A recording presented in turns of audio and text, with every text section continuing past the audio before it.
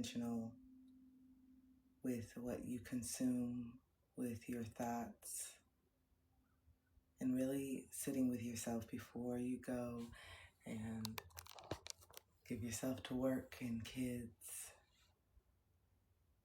You're welcome, Laura. Asura. It is so crucial in this chapter of your life that you start to learn how to soothe yourself. Not knowing how to soothe yourself and not knowing how to calm yourself down is why we revert back to maladaptive ways of coping. This is sometimes why it makes it so hard for you to let go of that certain person who has been your emotional support, even though you know that it's time to move on. Because you don't know how to sit with yourself, and because you are filling a void or feeling an emotion with a certain thing, it doesn't have to be a person.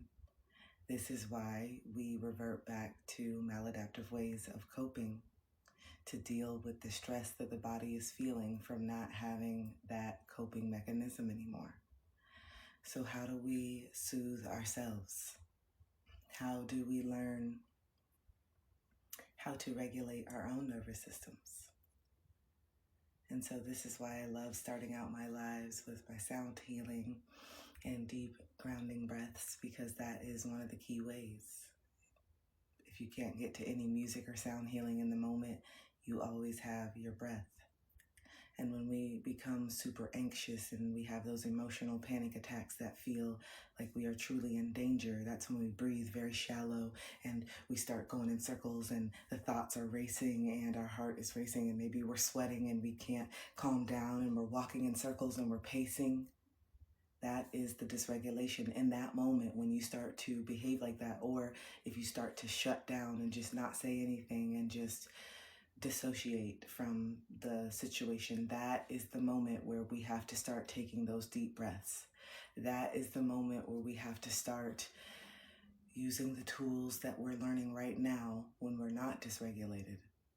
You see, that's why we have to practice when you're not dysregulated. That way, when the time comes, your brain already has these tools that you've practiced. You see, that's why they call meditation and breath work a practice. In yoga, a practice. It is something that you practice so that you are prepared to use these tools. You know, when they say stay ready so you don't have to get ready.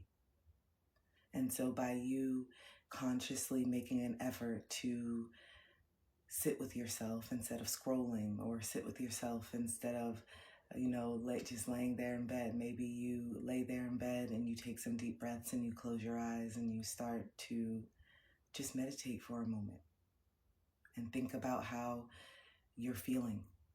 That's the first and foremost. How are you actually feeling? I know how you want to feel. I know how you expect to feel, because you're so used to performing and you're so used to being in one identity that whenever you feel a little bit different or a little bit off from how you expect yourself to feel all the time, you can't take it. There's something wrong. I can't just move. Why am I not like that? What's wrong with me? I don't like that I feel heavy. What's going on? Well, you're going through the dark night of the soul. You're healing. You are releasing, finally. Finally, you have gotten to a point in your life where you are done running. And so that means that you have to start feeling more. And that's beautiful. And that's what you're supposed to be doing, but it feels overwhelming because you spent most of your life numbing these emotions out. You spent most of your life running from these emotions, numbing them out in all these different ways that we're taught in society to deal with our pain other than talking about it. You've done everything but talk about it. You've done everything but be real and be honest about how it's truly making you feel. You've done everything but that. So why don't you try that this time? Instead of trying to escape from this reality, why don't you start to create a reality that you actually want to be in? And the reality that you want to be in is the one where you're being yourself, where you're being authentic, where you're being real about how you feel, where you don't feel like you have to perform, where you can take off the mask. That's the reality that you want to be in, whether it's right now, in the future, in the past. The reality is where you are right now and who you are becoming.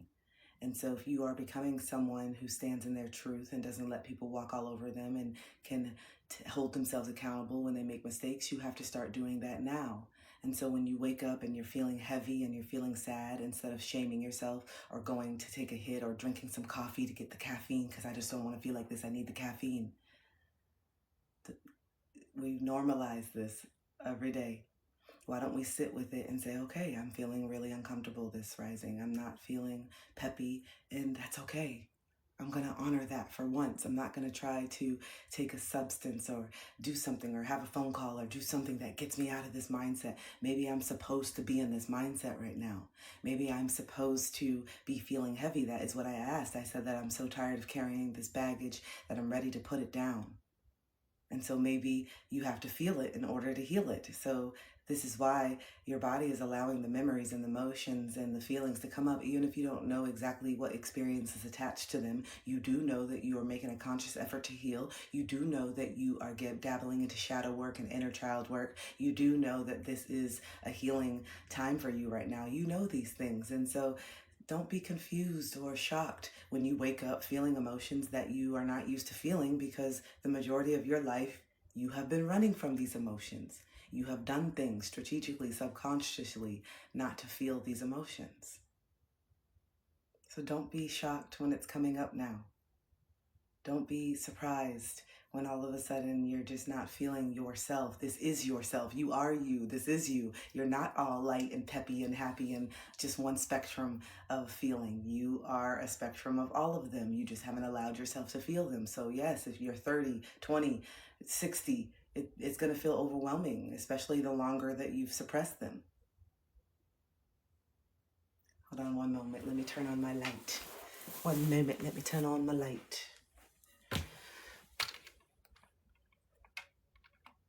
Oh.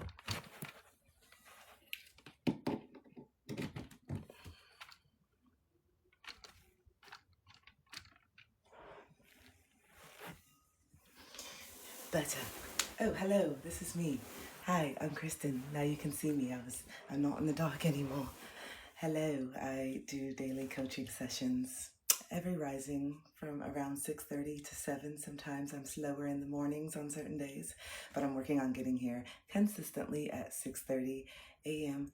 Eastern. So if you need some support, if you're feeling like you just don't know what to do, what's going on, you're going through a spiritual awakening and you just like, where I need some guidance. What do I do? All these emotions, all these feelings, all of a sudden I know all these truths and it's just overwhelming. And I feel like no one knows what I'm going through because it's all internal. You can't really see it, but I see it and I feel it, and the world has shifted.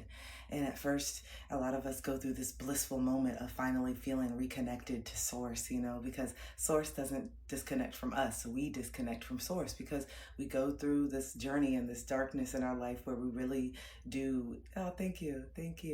We really do go through this subconscious darkness, and we think that this is what it is, and we fall into these patterns and we fall into these beliefs, and then we meet people that further traumatize us, and we just go into these savior complexes, and we have all these archetypes based on how we grew up, how we were raised, and what messaging that we received, and how we thought about ourselves, how we still think about ourselves. And we're coming to the awareness of how we've been thinking about ourselves all these years subconsciously, and how it's contributed to some of the situations that we've been in that are not ideal. And then we notice, wow, I keep repeating this. And then we start to become even more hyper aware, and we say, I'm the common denominator in all of this. I'm the common denominator in all of these relationships, or I'm the common denominator in all these jobs. What is it? What is it about me that makes me feel like I deserve it? And even though I'm not walking around on the surface, on the outside, saying, I deserve toxic relationships and I deserve to be unheard and dismissed and invalidated in relationships, because that's exactly what I feel in every relationship. So maybe I must deserve this. And then you realize, once you continue going deeper into your spiritual awakening, that you're just playing out a role. You're still trying to get validation from mom or dad, typically, but not limited to. And once you get to the root of why you behave this way, then the need to behave this way goes away. You think that this is what love is. You think that this is how you get your needs met. You think that this is what you have to do in order to have someone give you attention. And you also mistake attention for love. You just want someone to be there with you. You're so tired of being alone. And even though you've always been surrounded by a lot of people at school and friends, you've always felt so alone. You haven't felt like anybody has really truly understood you at your core, why you behave the way you do. And it's because you don't really let people in. You don't allow people to see these parts, and you haven't sat with yourself to really understand, why do you have these outbursts? Why do you get so defensive when anybody tries to tell you something about yourself? You know, these are things that you've just been living with, and you think that people can't see them, but we can. It's just you are unaware of it. You are unaware of this behavior, or because of how you grew up, this behavior is normalized to you. It's normal for you to have outbursts and scream and yell when someone gets too close to an insecurity, because that's how dad was when you got close to dad's insecurity. You know? So I understand. I understand that this is the reason why you behave how you behave, because these were the tools that you were given, even though, like I said, it wasn't consciously dad saying, this is how you handle insecurity. Dad didn't say, hey, this is how you handle insecurities. That would be great if dad was even able to articulate that and be aware of that. But a lot of times, mom and dad aren't aware of their behaviors and how they're impacting you. Mom and dad aren't aware that they are perpetuating toxic patterns from generations before, and they really are doing what they think is the best, or they really are in their own shadows and their own darkness. And when we are in our own shadows and darkness, and we have a lot of things that we're running from, it can come off very selfish. It can come off very cruel. It can come off very callous and like, wow, you don't even care about me. We're estranged and you don't even see me. And it just feels like you're okay with that. It just feels like you don't even care to be in my life. And so instead of sitting with these uncomfortable truths and painful, realizations that we start to have over the years, we just many of us form this anger shadow, and we just stay angry at them all the time. And that's the way that we protect ourselves from the true deep sadness and disappointment and the truth that we're avoiding, that it seems like our parents would rather choose other people over us, or it seems like our parents would rather choose substances or things like that over us. Why am I not enough for mom and dad to pay attention to me? Why am I not enough for mom and dad to protect me? Why am I not enough for mom and dad to take a real interest in me? What is it about me that makes dad just not even want to come around? Maybe I'm boring. Maybe I'm really not that fun. Maybe I'm just a burden. Maybe my energy is just annoying, And you start to form these ideas and these beliefs about yourself because you're left with no choice, because the brain wants to figure out this puzzle. The brain wants to figure out this riddle that you've had for so long on why mom and dad have not shown up for you the way that you've really needed them to, the way that you've wanted them to. And even when you've tried to express yourself over the years, it just seems like it goes in one ear and out the other. You're unheard. You're unseen. People only recognize and point out when you're having these big reactions and these negative parts of you. But what about the parts of you that are so kind and beautiful? What about the parts of you that show up? And so because of the ways that we were messaged, the messaging that we got in childhood based on the needs that were not met, especially emotional needs, because a lot of people confuse it, but they say, both my parents were in the house. I was raised by mom and dad. My dad was there every single day. My mom and dad, we had dinner together every single night. Like, that matters. We can all sit down together and be inauthentic. We can all sit down around the table and be fake. We can all sit down around the table and not really go deep into anything. We can all sit around the table and keep it surface level. We can all sit around the table and keep it, phony. And a lot of you feel it. And a lot of you have felt that when you were younger, sitting at the table, feeling the tension, feeling whatever feelings that you were picking up on as a little empath that you are and still are. And I'm trying to tell you that that's such a gift. And I know that you can't stand it because you would feel everything so deeply, and that you were always, and that's why you're so anxious. That's a big reason why you're so anxious, and why everything, and you're always trying to get in people's head and get ahead of things. And you're always trying to get ahead of the outburst by diffusing things and making a joke joke at the time where you can feel like things are really getting, and you're hyper vigilant. And this is how you've always been, sitting at that table with your family while everyone's being phony and fake with themselves. And you're the only one sitting here like, what the hell's going on? They don't think I can see that mom and dad are clearly fighting. My sister is so totally dissociated, not even looking up, just on reading the magazine. What are we doing? What are we doing cosplaying this whole family thing when you're not even trying to get to know me? We're not even talking about it. You want to hear about my day? Do you want to know what happened with the teacher? You want to go into detail? There's nothing. It's just so surface level cosplaying. And that's how I felt often growing up. We're just cosplaying this family thing. What is this? What is this? I feel like you guys don't even know nothing about me. I don't even really know nothing about you. And you're always just telling me what to do and punishing me and telling me not to do this and putting fear in me. And why? Why? Can you have a conversation? Can we talk about all these things? And so many of us just felt like we were just existing, just floating through life, no real like anchor to anything. And I think that's why so many of us became lost in this loss. We became disconnected. We stopped believing. We stopped feeling important. We stopped feeling valuable, or maybe we never felt validated or valuable. And so then we started searching for it, because you have this yearning to belong. You have this yearning to be mirrored back that you are enough. And it comes out in adulthood like we're just pick me and seeking, but it really comes from such a deeper place. And when you get to that root, it's actually sad to point out the pick me woman. The pick me woman is usually the woman who does have daddy issues, who does have a father that was absent, and does have a mother that maybe prioritized men over her. And so that's what she learned to do. But instead of someone really being able to see her and understand her, they just point fingers and pick, and this is you, and this is this, and I can't believe it because she's so authentic and open in who she is, even though it may be skewed, even though it may be coming from a wounded place, she's still open and honest. It's her truth.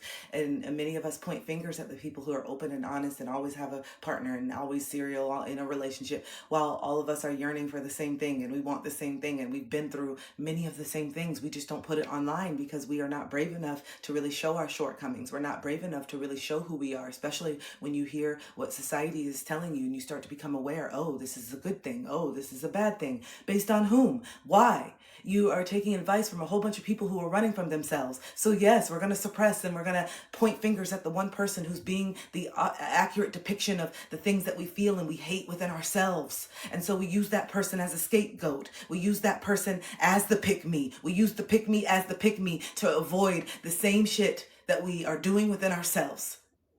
They are just brave enough to be who they are, whether it's wrong, skewed, flawed. At least they're being authentic with who they are right now in that moment, whether they know better, whether they understand why they're like this or not.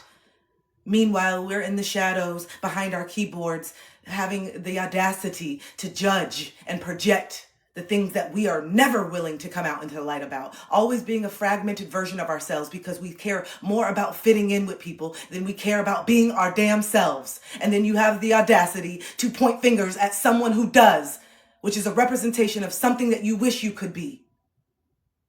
Someone that you wish you could be like. You wish you could be yourself. You wish you could be more authentic. But we live in a society that promotes suppression.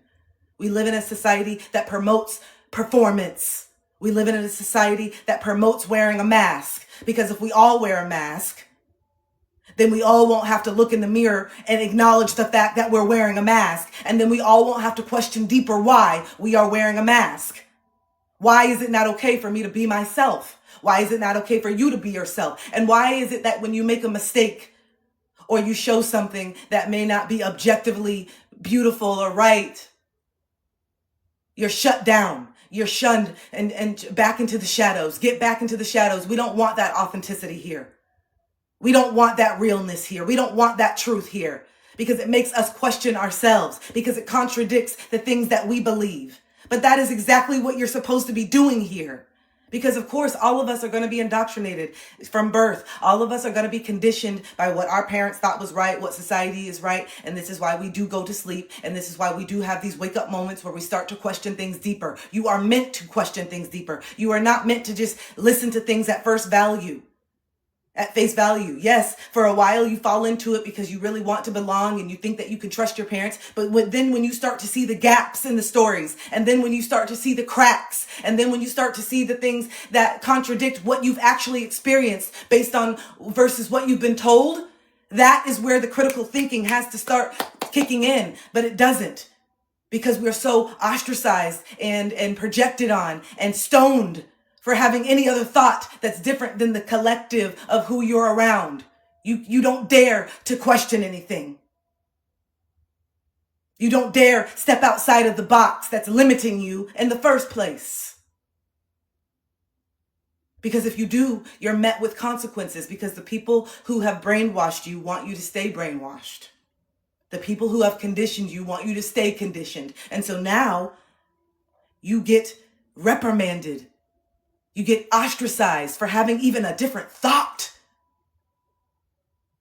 And this is something that you are desperately trying to stay connected to. A system that doesn't even allow you to think different thoughts without being ostracized or having some negative consequence or being kicked out of the village that you so desperately want to belong in. And this is where the critical thinking and the thinking for yourself and having your own mind have to kick in and say, wait, is this really a village that I want to belong to? Why am I so desperate to belong to someone, to belong to something, to belong to a collective of people that I do not agree with?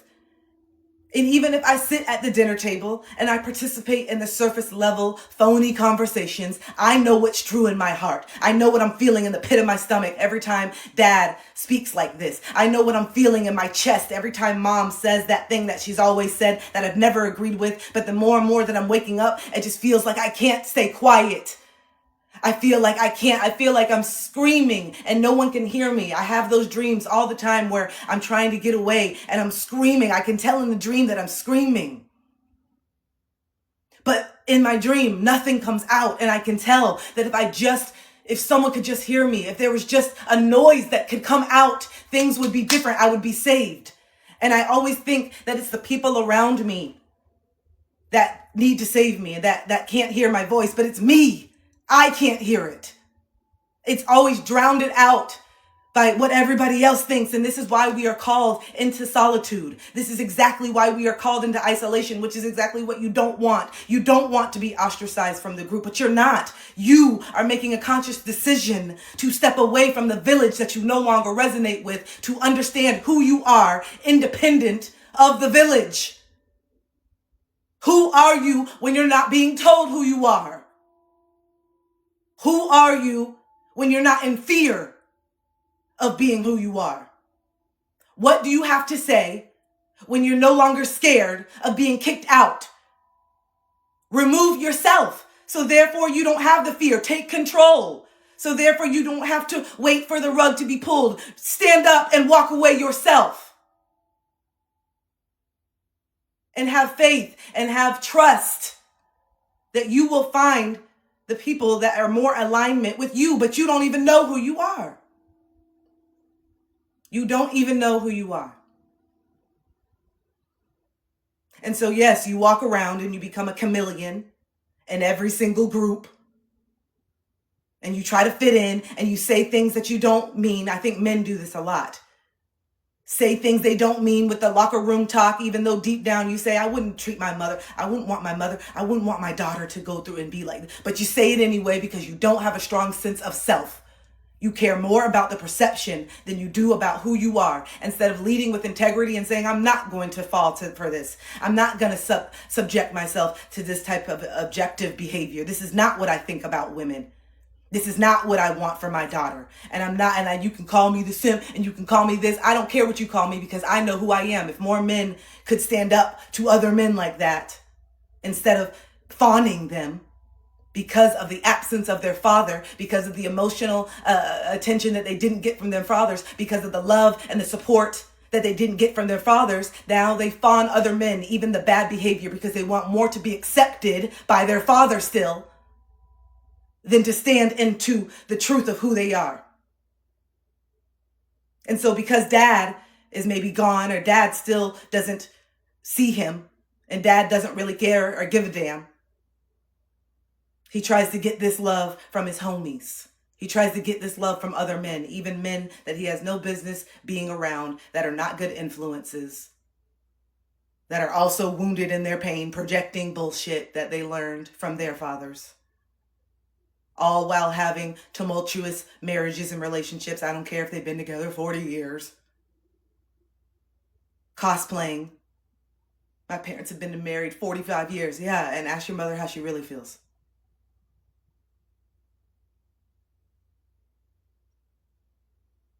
That is the truth for a lot of us that we don't want to look at. And we sweep it under the rug. Yeah, every family has dysfunction, Everyone goes through that. We just sweep it under because everybody's doing it. So that means that we don't have to look deeper at it. Everybody's traumatized in their family. So let's just all stay traumatized. We don't really need to go back in the future. I like to be present, the now. You're not present. You're not here now. You're barely here at dinner. You're dissociating. You're knee deep in your phone. You're working 80 hours a week. Miss me with, it's in the present time. We got to live now. You're not living now, doing something that you hate. Slowly killing yourself every single day. Stop it. I see through it. We all see through it. You're not here. You're tired. You're exhausted. You're not present. You don't even know half the shit about your family.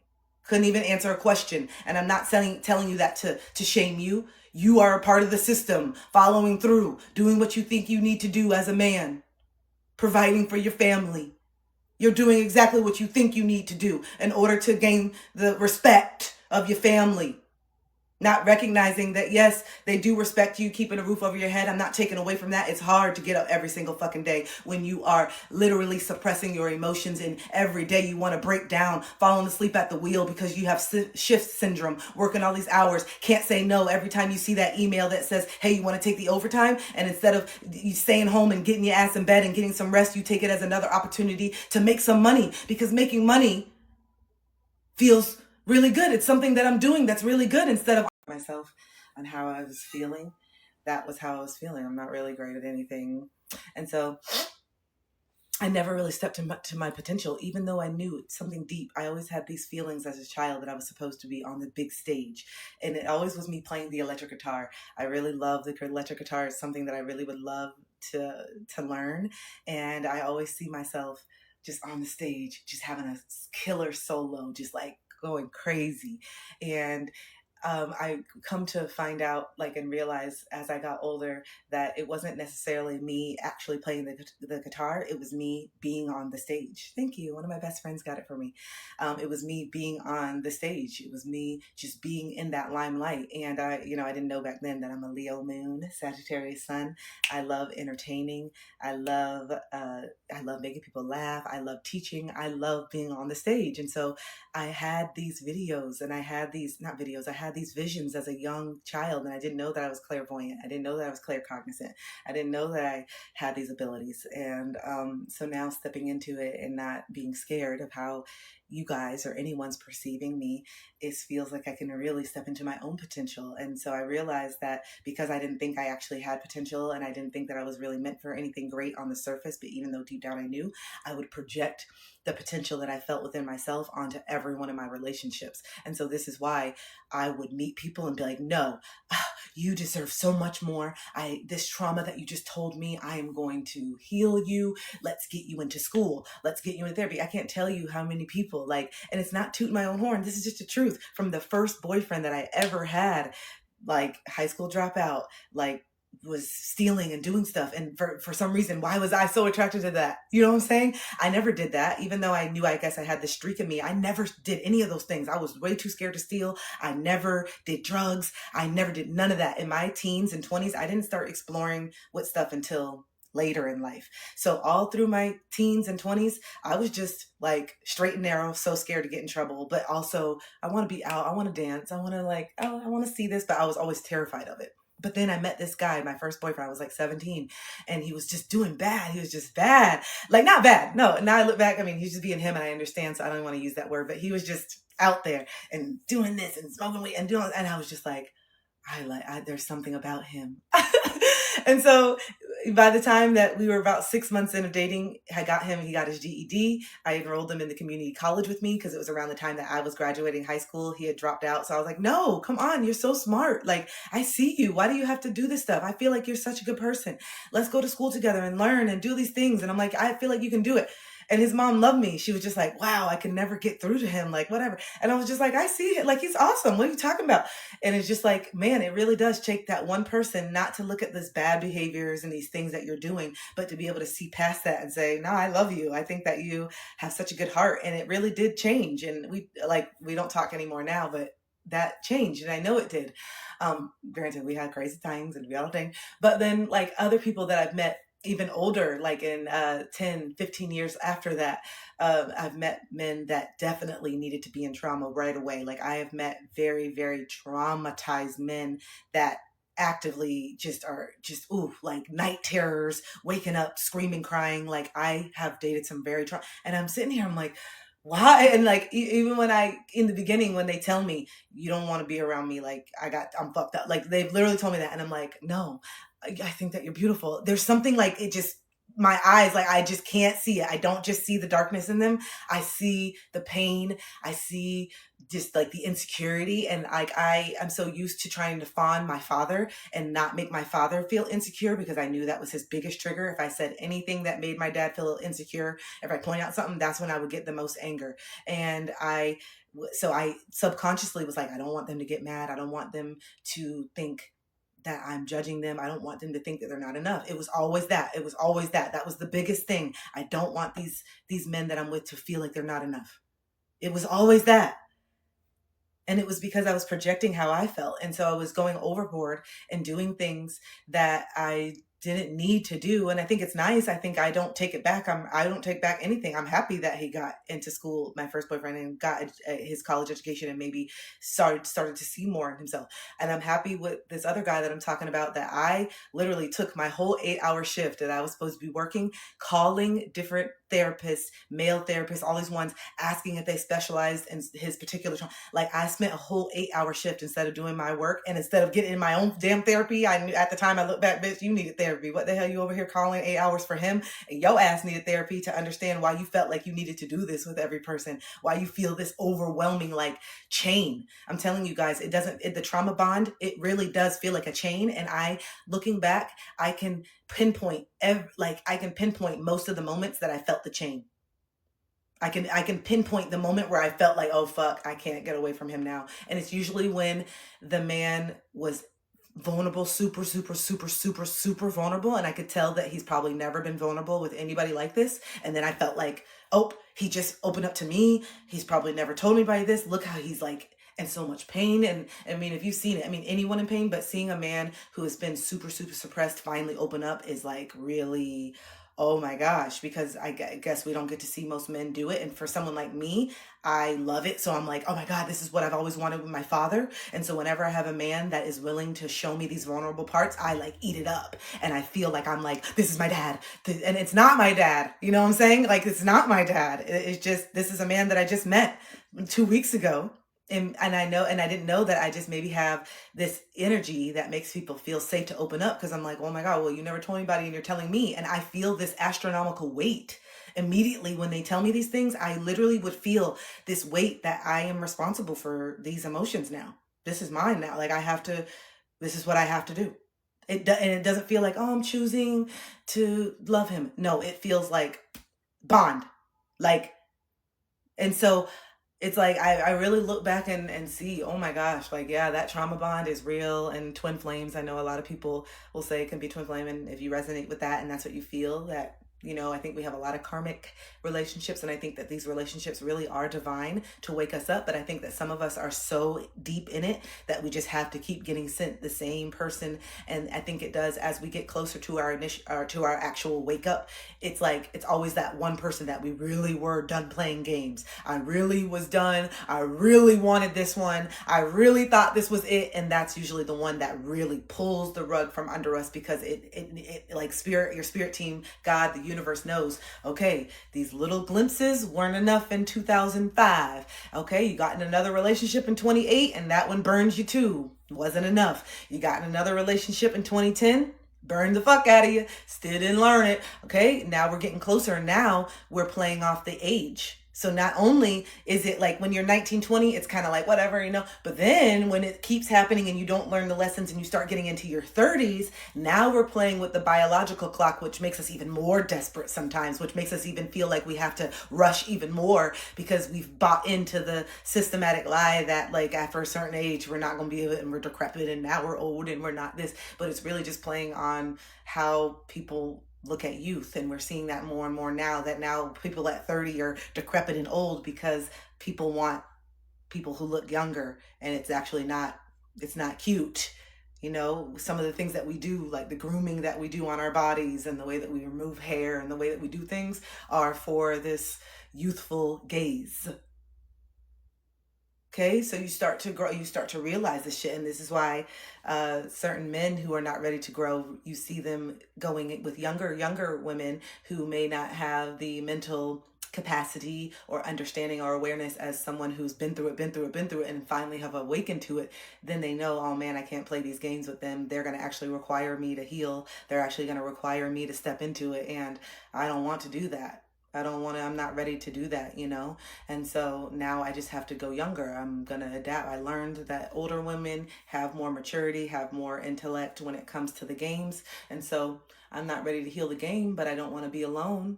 So I'll just go to younger.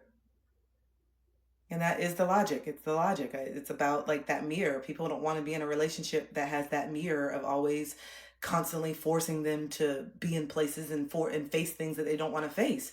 But that's the whole point, because you need to know the impact that you're making on people. And just because someone's not aware that you are manipulating them or taking advantage of the fact that they're not aware doesn't mean that it makes it right.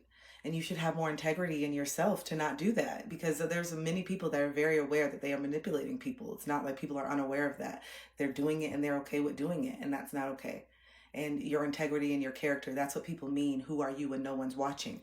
No one knows that you're manipulating this person, but you know. That should be enough. What about your character? What about your integrity of what you're doing to this person? And especially if you have a child that's like the same age. And no wonder why your kids are going through the karma, because you're not healing it. And so now your kids are forced to live it too. And so how dare you get on the phone with your daughter and try to talk her through the way that this man is abusing her while you're out here doing the same thing? Do better.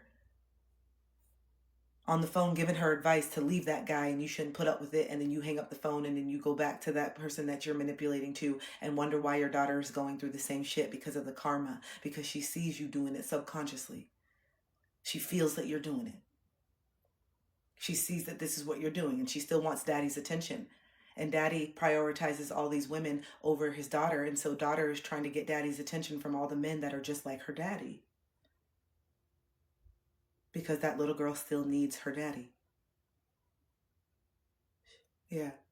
You're the one person that she cares the most about.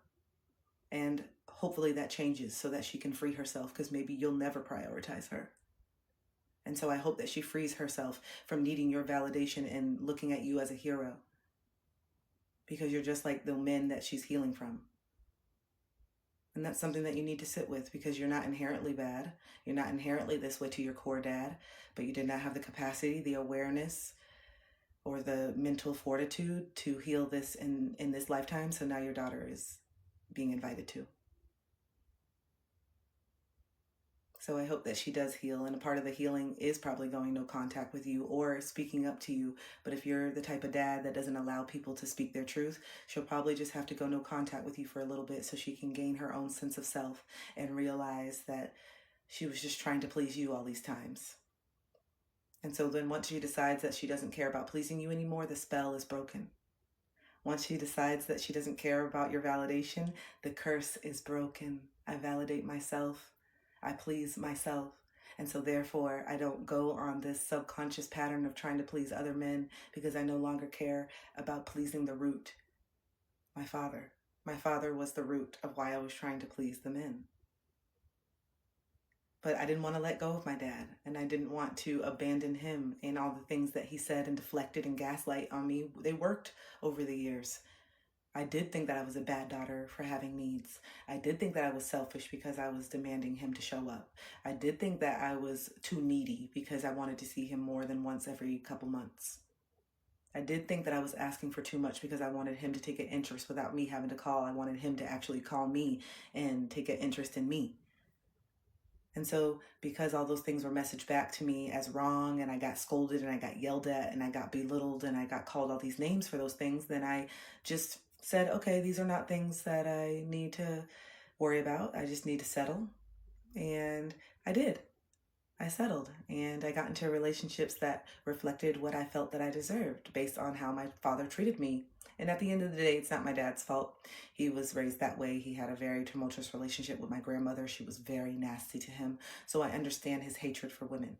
I understand why he was so angry with women and why he treated women the way that he did. So it's like, I had the narcissistic father that I was seeking validation from, and then I met the man who had a tumultuous relationship with his mother and the narcissistic mother. So when the daughter with the narcissistic father meets the son with the narcissistic mother, whew, what a pair. What a pair, what a pair. The daughter is seeking the man because she still wants a validation because women are conditioned to seek and beg and be chosen. And then the man takes out his anger on mother, on the woman, and she lets him because she wants to be chosen. It's such a perfect pair to just go back and forth with your trauma and not actually have to deal with it, but to be able to release some of the pain and to be able to hopefully get the validation that you didn't get. I want the validation. I'm going to treat you this way because I'm getting back my mother. Okay, I'm going to treat this woman this way because really who I'm angry at is my mother, and my mother let me down, and my mother was not there for me emotionally, and my mother did not show up for me, and she made fun of me, and she did this and she did that, or she was too much and she was the helicopter mother and she didn't trust in me, so now I don't trust in myself. So even though this woman is doing all these things and taking care of me, I secretly resent her because I wish I had the capability to do this on my own. And so even though she's doing all these things and it seems like really nice, it actually pisses me off because I know that it's enabling me and I know that there's something up with me and I want to be more in my masculine energy, and it pisses me off, the polarity. Because I know that she wants me to be more of a leader, but I don't believe in myself to be a leader because my mom didn't teach me how to be a leader. And so, yeah, then they're taking out and they're using you as a punching bag and using it as a punching bag. And then as women, we are taught to conform, we're taught to just appease. And so it's just like a perfect storm until finally you get so dysregulated that you start being crazy, and now you're crazy. You know what I'm saying? Until you can't take it no more, and then you get out of this character that you thought you had to play in order to keep the man, and then he sees all the rage and he sees all the pain, and then you lose it, and you start getting so dysregulated and crying on the floor, and you're locking yourself in the bathroom, and then you're taking your keys and driving away and turning off your phone because in that moment you don't feel seen and heard. In that moment you feel like there's some type of disconnection, that you're not getting that validation. And so then when you put on these subconscious tests like running away or saying things that are outrageous, then you get them to say the opposite, and that makes you feel comfortable again. Then that makes you feel regulated. You had to go through all this dysregulation just for them to say, stop doing this. You know that I love you. I can't see myself with anyone but you. You're everything. That toxic stuff that we say until finally we cut the shit and then we end up leaving. But all those things that really bond you even more when they say those absolutes. You're the only one that ever gets me like this. You're the only one that is able to get me this way, and I'm doing it because I fucking love you. And all this stuff, because that's what we saw growing up. And so it's so toxic, and someone from the outside can see this is not healthy at all. But when you're in it, you feel like this is what love is because this is the type of chaos that you saw growing up. And so, you know what I'm saying? Like, hi, Andre.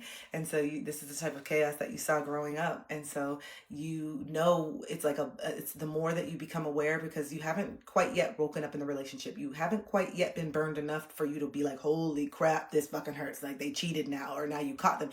Usually you have a very high emotional pain tolerance. You do. You have a very high emotional pain tolerance. So you are able to put up with a lot of stuff.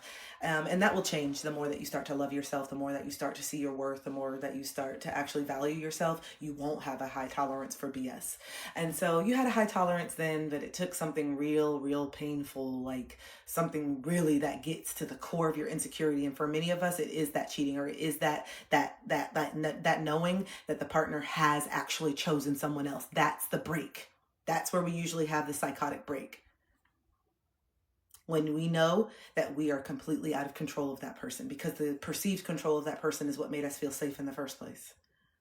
And the love bombing made us feel like they would never choose anybody else. Oh my God, the way that you were talking about me in the beginning made me feel like I was the best woman on earth. Like, I thought there was no one. Like, I felt like I had you. And we get real comfortable. And as soon as you get comfortable, as soon as you get comfortable and you let that guard down even more and you start to have more expectations and demands, we're in it. And then the things that you said that you were cool about in the beginning, you start saying, well, no, I actually don't want that. And no, I actually, no.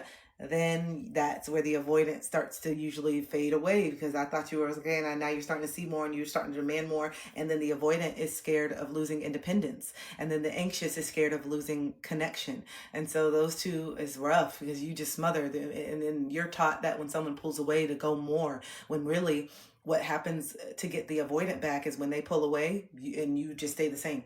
That's when the avoidant usually will come back around and be like, oh, you're not calling me 24/7? Oh, what's up? And then that's when they start to get suspicious, because even though the avoidant feels overwhelmed by the suppression of the anxious, it also makes them feel safe, because the anxious avoidant does a really good job of making the avoidant attachment feel very, you're my world. And that's usually how anxious attachments are. They're usually very loyal to a fault, or usually I only have eyes for you. I only see you. I only want you, because we just want that connection so bad. I don't even want to look nowhere. And that's what pisses off a lot of anxious attachments, because avoidants are typically, they have a lot of wandering eyes. They are usually out here looking, and they usually are very connected to themselves sexually, that I've seen, because they avoid the emotion here. And so they pour into it in other ways physically, because they're still very emotional people. They just avoid it. So I've seen that a lot. Yeah, and that's usually a really big red alarm for the anxious attachment, is when the avoidant attachment no longer wants to be physical. Because usually the dynamic that I've seen, the avoidant is usually the more one that's, come on, let's go, I want to do. And so then when they start pulling back, that is a red flag, and that's usually starts sending the anxious into a spiral.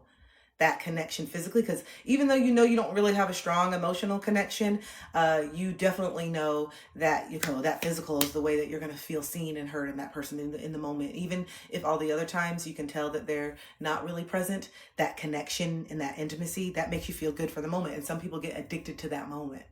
I found out that through talking to a lot of people are addicted to that moment, where in that moment they feel seen and heard, and they feel like the person only wants them, and they feel like the person is only there with them, and it just feels so good. But then after that, the disconnection, and then we get a few hours, you feel back to that empty feeling. You feel back to that like anxious, like, well, am I enough? Did they really enjoy that? Were they thinking about me that time? We even do that. Even when you had that physical connection, you still know that there's something missing, and you're even questioning if they were thinking about you during the interaction. Put a heart in the chat if you've ever been there. Put a heart in the chat if you've had this intimate connection, and then afterwards, or even during, you're like, I wonder if they're thinking about me, or if they're thinking about who they really want. Because your self-esteem was so low, and the way you saw yourself was so skewed. And because you knew deep down that this person wasn't trustworthy, or you knew this person wasn't really the person. And so even while you're doing this, you're still inside crying. You're still inside sad, because it's still not, it's just not there. Like, I just get so close, but there's still something that I just can't get to. There's just still this thing that they won't let me into. And that's because they don't want to, or they're not ready to, or they haven't addressed certain things within themselves. And sometimes they don't even feel worthy of the love that you're pouring into them. And you're doing so much, they don't even feel worthy in their head, because they know mentally they're not in it. And you're doing all this stuff that's showing that you're in it. And it makes them feel very undeserving in themselves, because they know mentally, I'm 1 foot out. This is too much for me. I'm overwhelmed. I don't want to be in an actual commitment. I said all that love bombing stuff because in the beginning, I want people to perceive me as this lover, this Casanova, this perfect person. But when it comes down to it, I'm not. And the closer that we get and the longer that we're together, you're starting to see my shortcomings and you're starting to see my flaws. And I avoid that, because then you're going to ask questions. And I avoid that because then you're going to say, well, what? Tell me more about the relationship with your mom, because you're going to start notice things about me. And I want to avoid that. I don't want you to really see me. I want you to to see the perception of what I want you to see. I want to be everything that you want. And so this is why you find that a lot of avoidance will mirror back the behavior of the anxious. And so then that's why the anxious is like, oh my gosh, this is so amazing. They literally love everything I love. This is great. And it's really the avoidant is just mirroring back what you tell them, because the anxious usually has mouth diarrhea, and we usually tell people everything. In the first 2 dates, we know all the trauma, they know everything. They just be telling us everything. And so then you can subconsciously use that against people, and they do. You can use people's pain against them. You can weaponize it. And it's not, everyone doesn't do it consciously where they wake up and say, I'm going to weaponize their pain. But they do. They know if you have insecurity around cheating or this and that, they know that if they talk about another person or they start to show a little bit more favoritism or attention, that's going to get you. It's going to break you down. It's going to send you into that fight or flight because you are scared of not being chosen. Yeah. And so they know how desperate you are, and they can play on that. They play on that desperation because you can tell, when someone is literally jumping through hoops for you. You can feel it. You can. And some people play on that and they use it to their advantage to get things. So, yeah. I don't know how we ended up on this topic today. What are we talking about? I think it's just the radical truth. Thank you. Take a deep breath in. Exhale.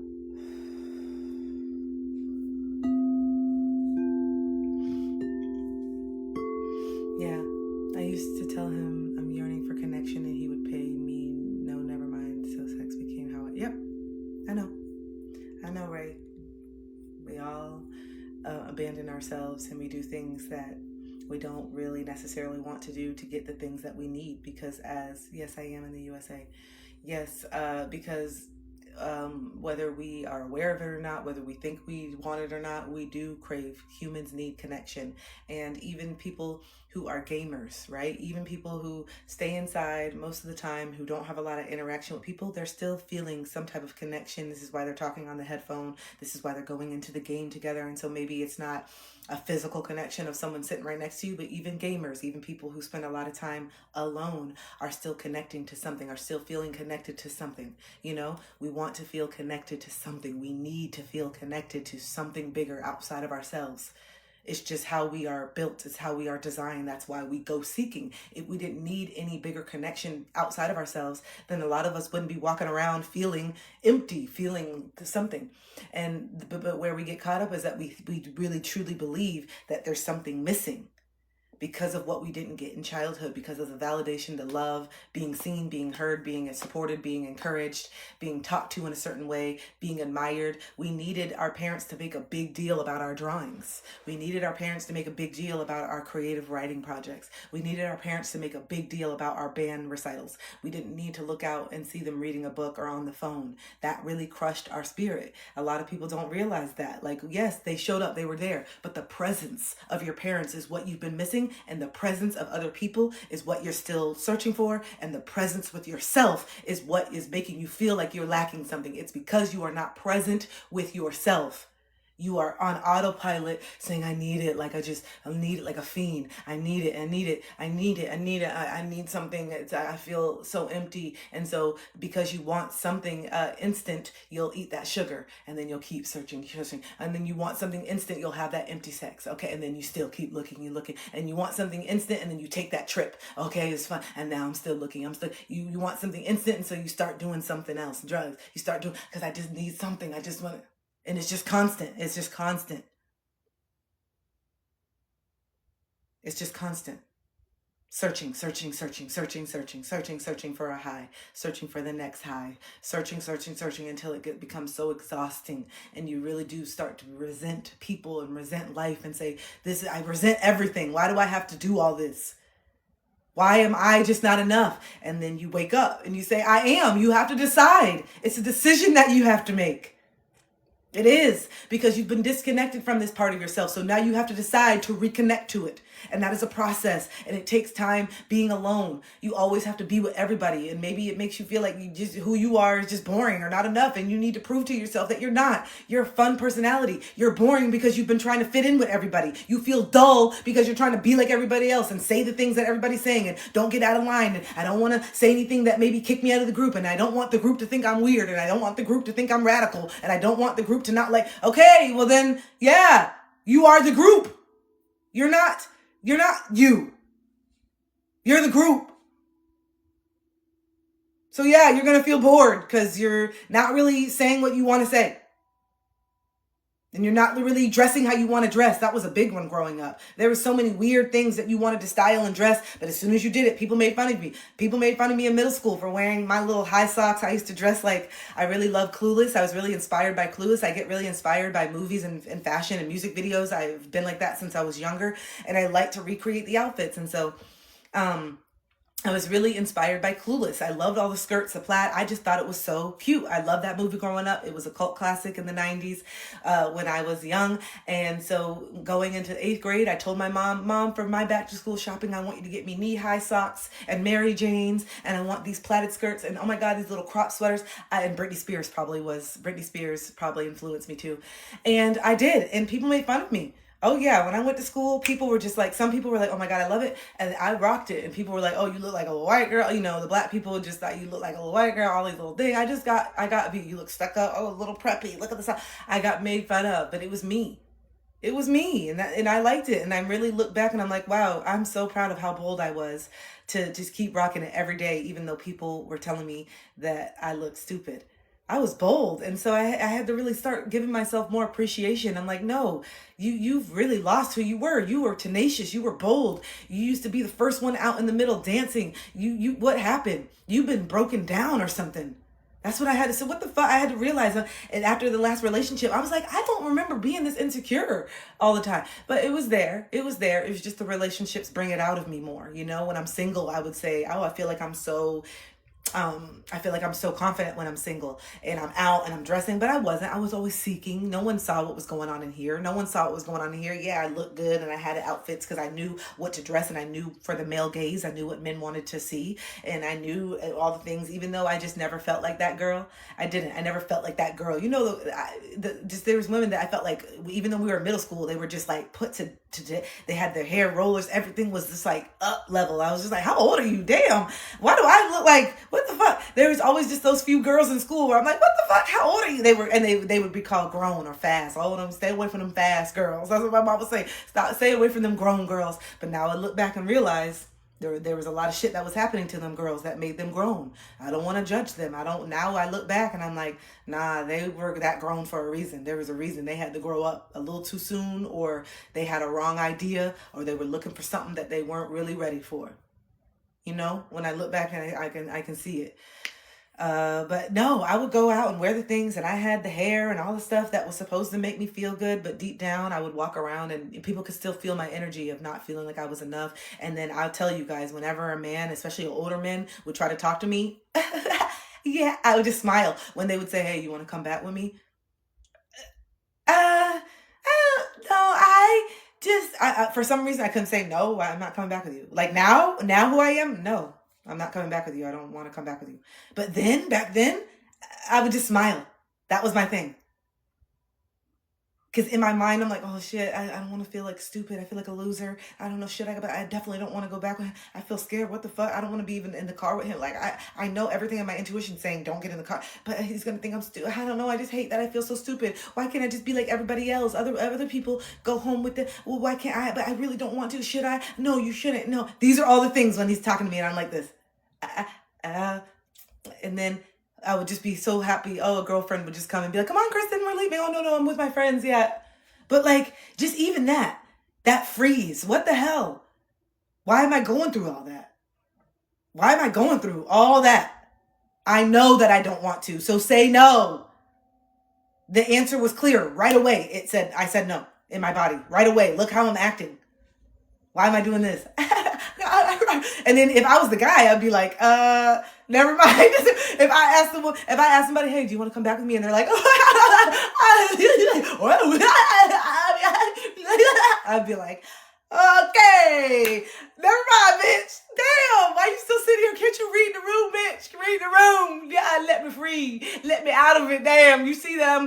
I'm not meant for this.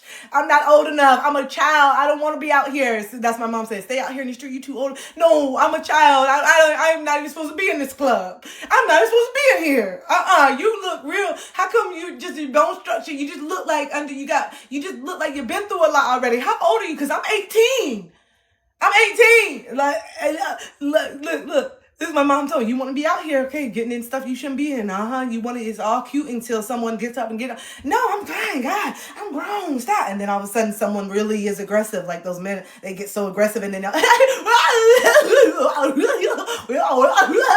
you guys, you think I'm being dramatic, bitch? I'm not playing with you. That is, I would literally do that. I wouldn't answer. Like, I would just be like, and it happened in the bedroom too. There were so many times. Well, not so many, because I mean, never mind. There were times. Oh my gosh, so many times. Stiff as a fucking board. I don't know if you're supposed to be stiff. So many times where I'm like, I don't want to do this. In my head, I don't want to do it. I don't want to do it. I don't want to do it. I don't want to do it. I don't want to do it. I don't want to do it. I don't. That's what it would be saying. I don't know. No. I don't want to do it. I don't want to do it. As I'm stiff as a board. And because I attracted people who were also emotionally unavailable and not tapped in, or who just didn't give a damn, that they didn't read the room, you know what I'm saying? And the person that I'm with and the person that I want to be with is going to be able to pick up on those cues.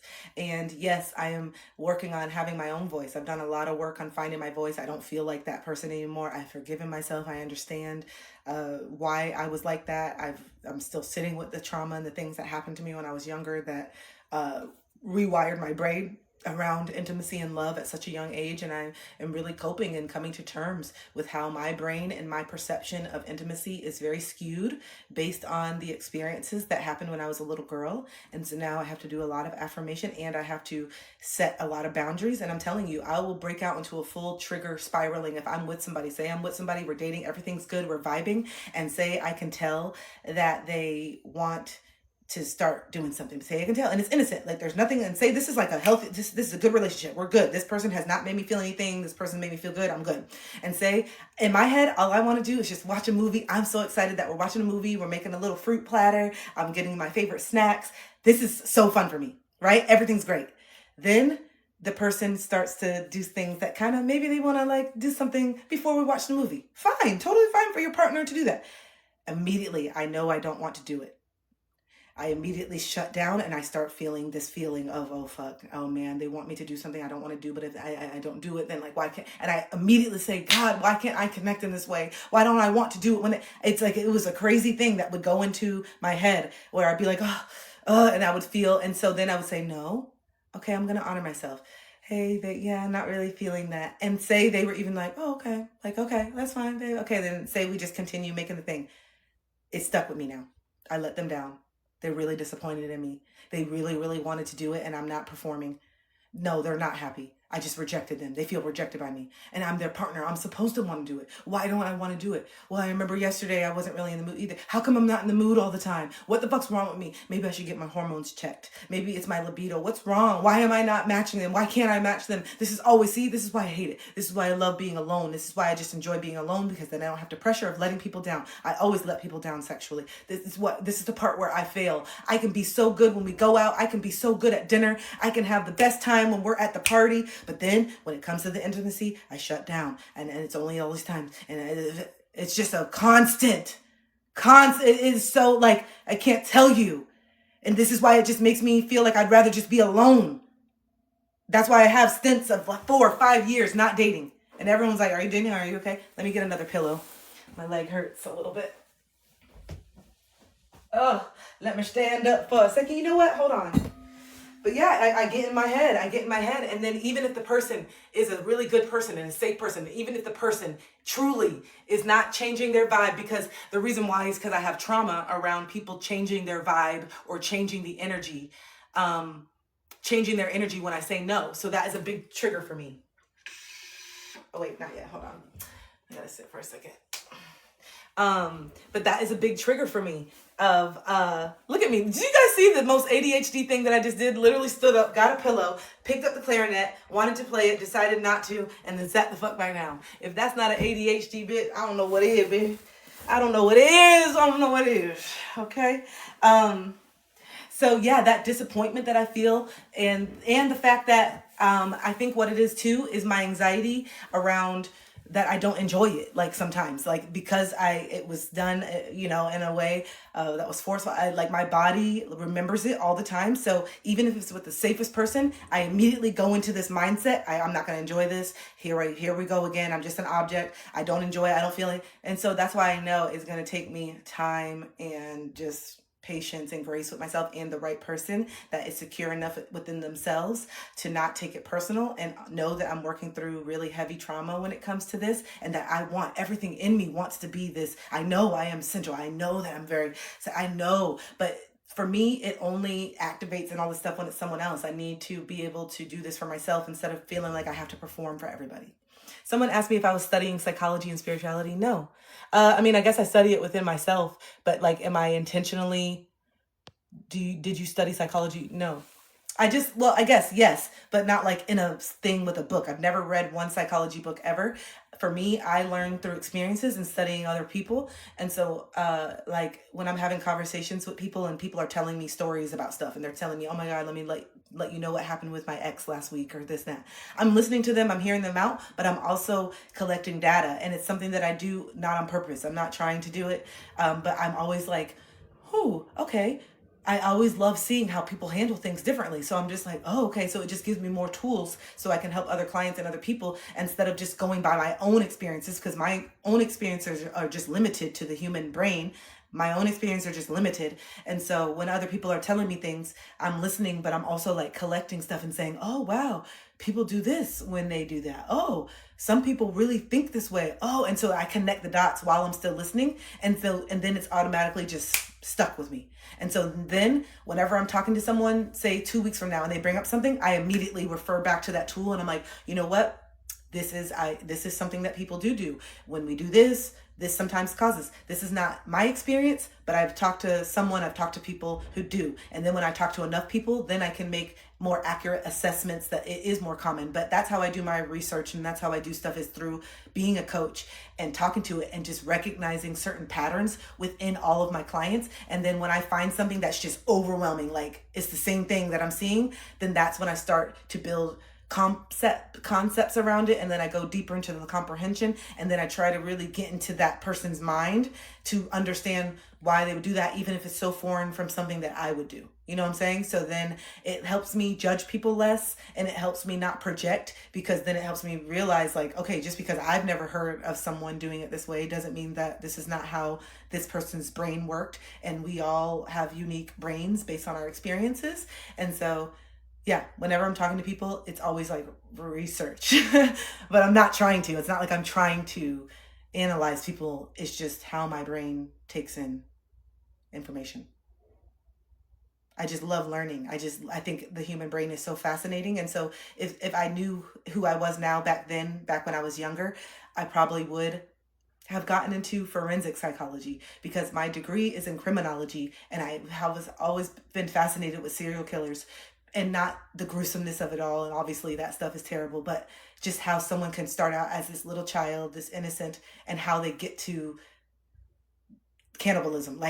For me, I'm just like, man. And so for me, I just want to get to know that person on an individual level, and not the monster that society has painted them to be. And yes, objectively, that's not right and everything. But I just feel like I want to still talk to them more on a human level. And I want to know what led for them to get this way, to really see how not all of us are equal in the way that we can handle things that we go through. Because you hear a lot of people's stories and you're just like, oh my gosh, they were sexually abused when they were younger, and they grew up with parents who had alcoholism, and you hear it and then you see, oh wow, okay, I can kind of understand. But then you look in the mirror and you say, I went through sexual trauma. I had a parent that was on substance abuse. I saw my mother this.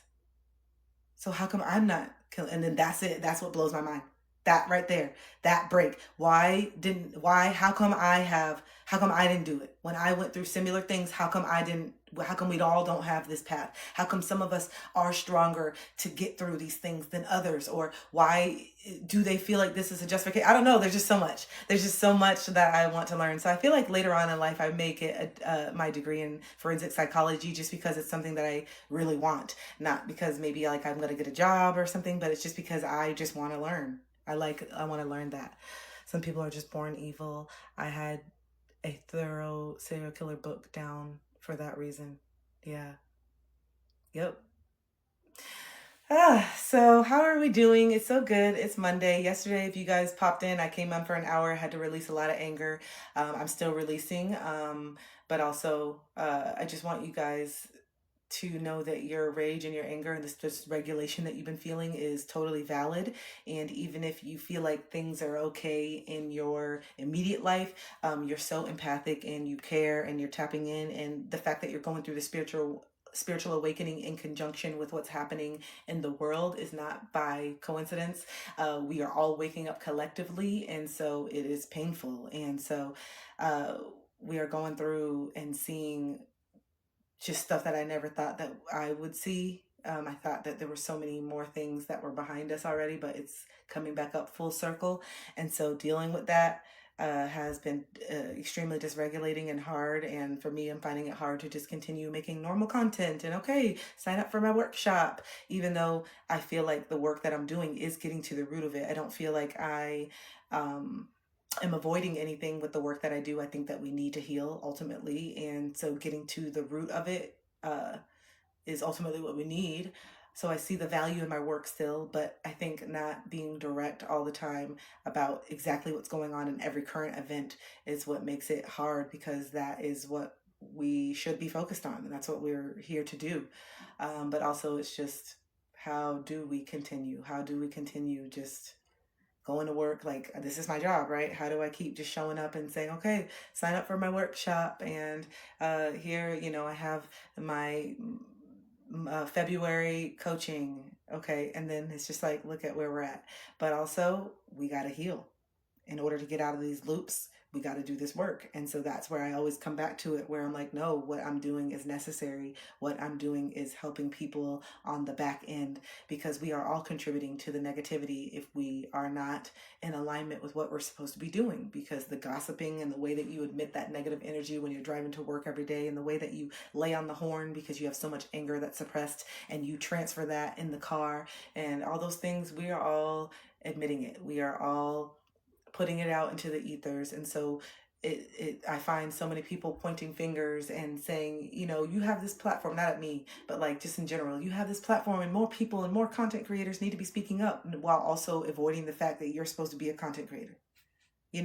It's kind of like you're pointing fingers at people who are already up, willing, and like have gone through what it takes to really peel back the layers and have thick skin, and then stepping into a political realm where 100% that you have a lot of people that are going to be against you. That's not something easy. And so I think it is so easy for other people who have not yet stepped into their light to point fingers at people who already have and say, you should be doing this and you should be speaking up more, not knowing that this is an integration for me too, going deeper into it. Like, this is not easy for me to just pop up there and just start talking about this. This is an integration that I have to go through too. I'm living it in real time, and as I'm feeling it in real time. And so if you are feeling that and you're thinking that people should do more, that's an indication that you need to be doing more.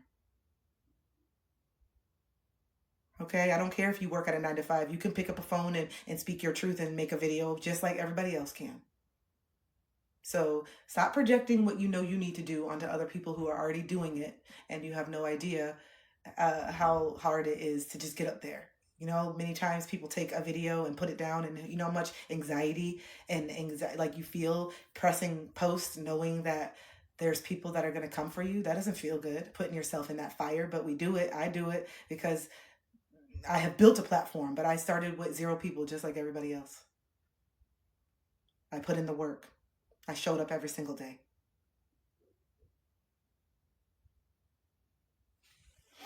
I was vulnerable. I am vulnerable. I allow people to see me, all of me. I don't run And the times where I can't show up, it's because I'm deeply, deeply in my own darkness. That's the only times that it's hard for me to show up on here. And then I wake up and say, okay, you don't got to hide when you're in your darkness. It usually takes me time because it's so dysregulating for me when I first go into some type of integration. But then as I get comfortable in it, I come out. And that's the whole point. Thank you. Thank you for saying that, you guys.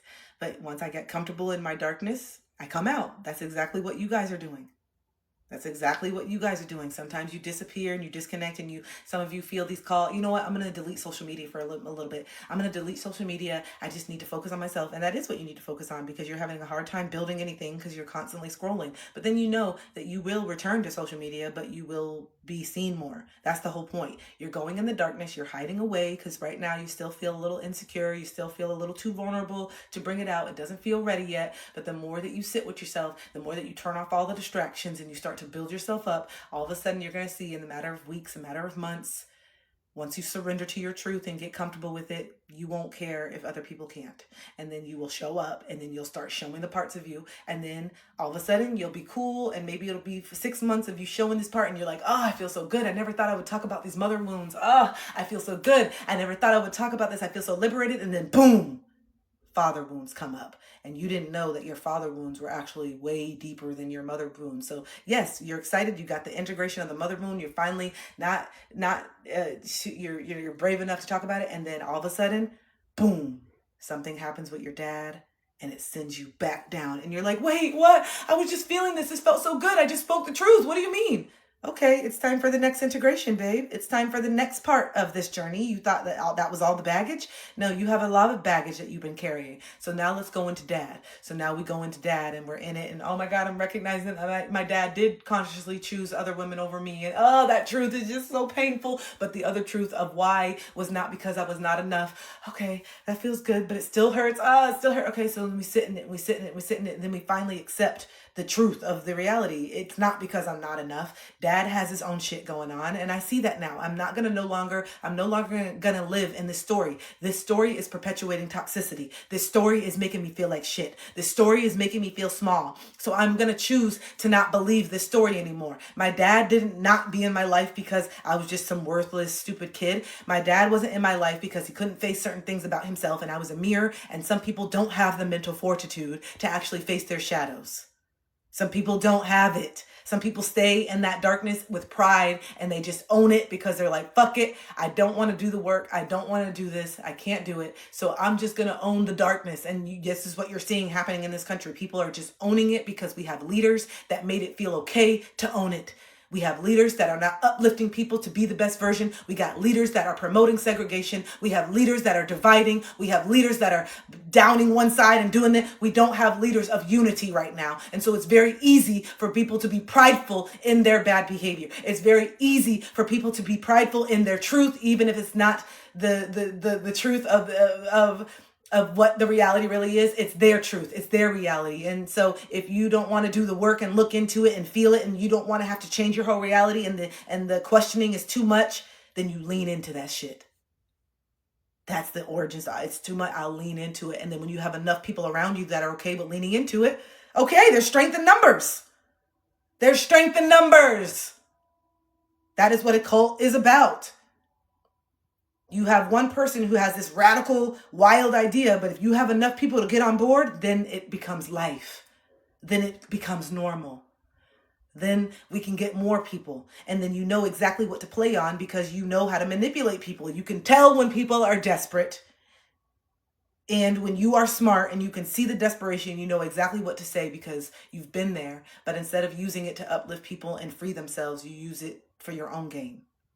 Yes, aren't you so tired of feeling like you can never get ahead in life? Aren't you so tired of these people who have come in and infiltrated you, just taking up all the jobs? You can barely put food on the table for you and your family. And all these people that are not even supposed to be here are just coming up and taking all the money. Isn't that just make you so mad when your ancestors came and built this country? Your great-granddaddy, your great-great-granddaddy came here and they built this country, and you're going to let these people, these mongrels, you're going to let these animals come in and take what your granddaddy built? Get up! What is wrong with you? Don't let them spin the narrative. We know who built this country. Don't let them. We came here and we gave them a better life. They were animals. They were uncivilized before we came here. Don't let them fool you. They didn't know what was up and what was down. We started this, the Industrial Revolution. It was us. We saved them. They just are not grateful. But this is what happens. Animals are not grateful. And so we have to keep them in their place because they are a danger to society, our new society that we've created here. We are the heroes. And we have to keep our legacy alive. That's what people have been fed. And that is the truth that some people are really living in. And I had to really surrender to that. And it's been hard for me to surrender to that. It's been hard for me to surrender that this is the truth, the absolute truth that some people really do feel. This is why we're burning books. This is why we're taking down memorials. This is why we are changing the curriculum in the educational system. Why do you have to do all that if your history was so great? What are you trying to hide if you are the heroes and it's exactly what you say it is? What are you trying to hide? Why are you burning the books? Wouldn't you want us to read the magnificent history? Don't you want us to be so prideful of how you've helped everyone and we're all, I don't understand why you're burning it. I want to read the pride of the country I'm living in. I want to know. Don't worry, there'll be new books for us to read soon. Don't worry, there'll be new books and new documentaries for us to watch soon that really depict the truth. They were made in 2026. The books that were actually written during the time frames, lies.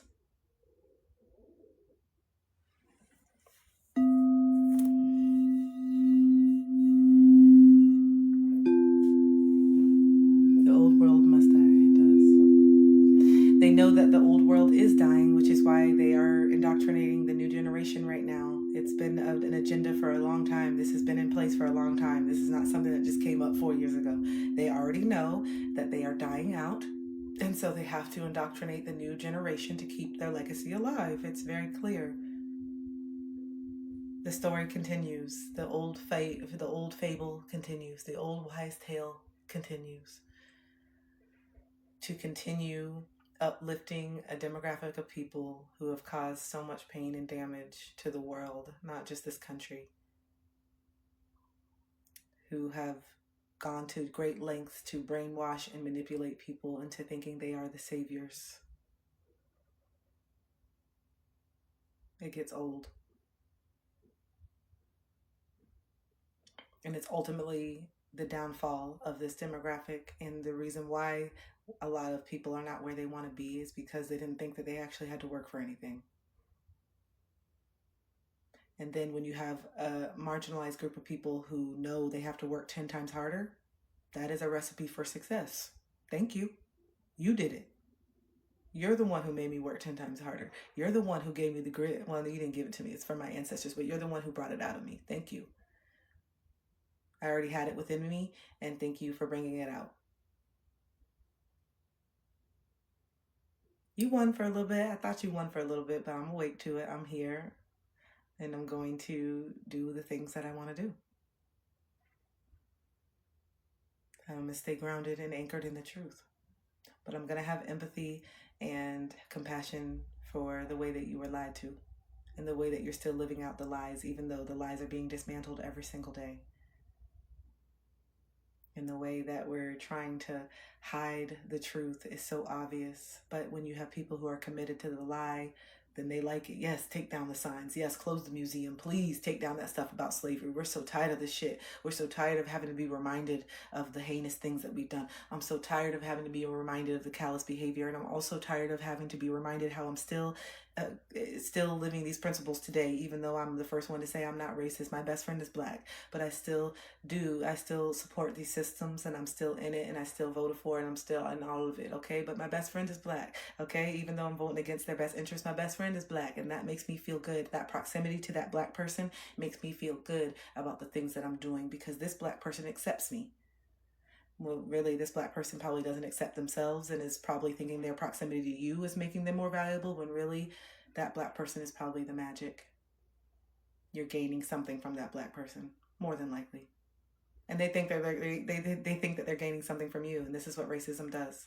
It makes us feel like neither of us is enough. Even the people who are supposed to be superior still feel the most insecure. It's very obvious. Even though you are the entitled, you are it, you are the brand, you are the it person, you are the status, you are all of it, and you're still the most insecure, still the most threatened.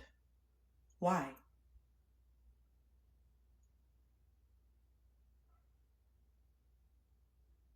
Because that self-respect has to be earned with how you are as a person. It's not something that people just give you because you're white. That's not how it works.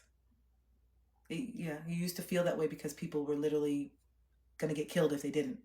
So yeah, you thought that you were superior walking around in the 40s and the 50s because people literally knew that their life was at stake if they didn't kiss your ass. This is why black people still appease white people till this day. And we're extra this and we're extra like, how you doing? Yeah, it's a conditioning. This is why black people still move out of the way on the sidewalks when the white person is walking. We naturally do it until we don't anymore, because it's conditioning. The white person has more reason and purpose to be on the sidewalk than the black person. This is why we find ourselves naturally moving out of the way. It's conditioning.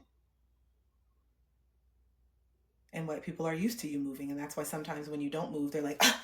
And if you accidentally bump into them or whatever, that's why they have that initial reaction instead of saying, oh, I avoided you, or I hit you. It's because you hit them, even though you were both walking. You see? Well, why didn't you move? Well, why didn't you move? Well, I'm not supposed to. If people were really saying what they subconsciously, it's so deep in the DNA that a lot of white people are not even aware that they feel this way. And that's why they get so confused. And I understand, what do you mean? I'm not, I'm just, no, it's the little things that you don't recognize within yourself that you're so asleep in that is perpetuating the same colonization. It just doesn't look, it may not look the same as what you're used to. So, yeah. It's so deep, and this is why I'm trying to have more compassion even for the people who have been so nasty and saying these nasty words and all the things. I have compassion, and I'm like, man, the hate is aging you. It's killing you slowly. You're missing out on some of the best people with your ignorance, and this, y'all would be hating it. White people would hate it if there was no ethnicity. There was no black and brown people. Y'all would hate it. You'd be so bored. You would. Okay? And that's where it's like, you love our culture, you love the food, you love all of it. Just stop. Just stop. Okay? It's okay. We can all share.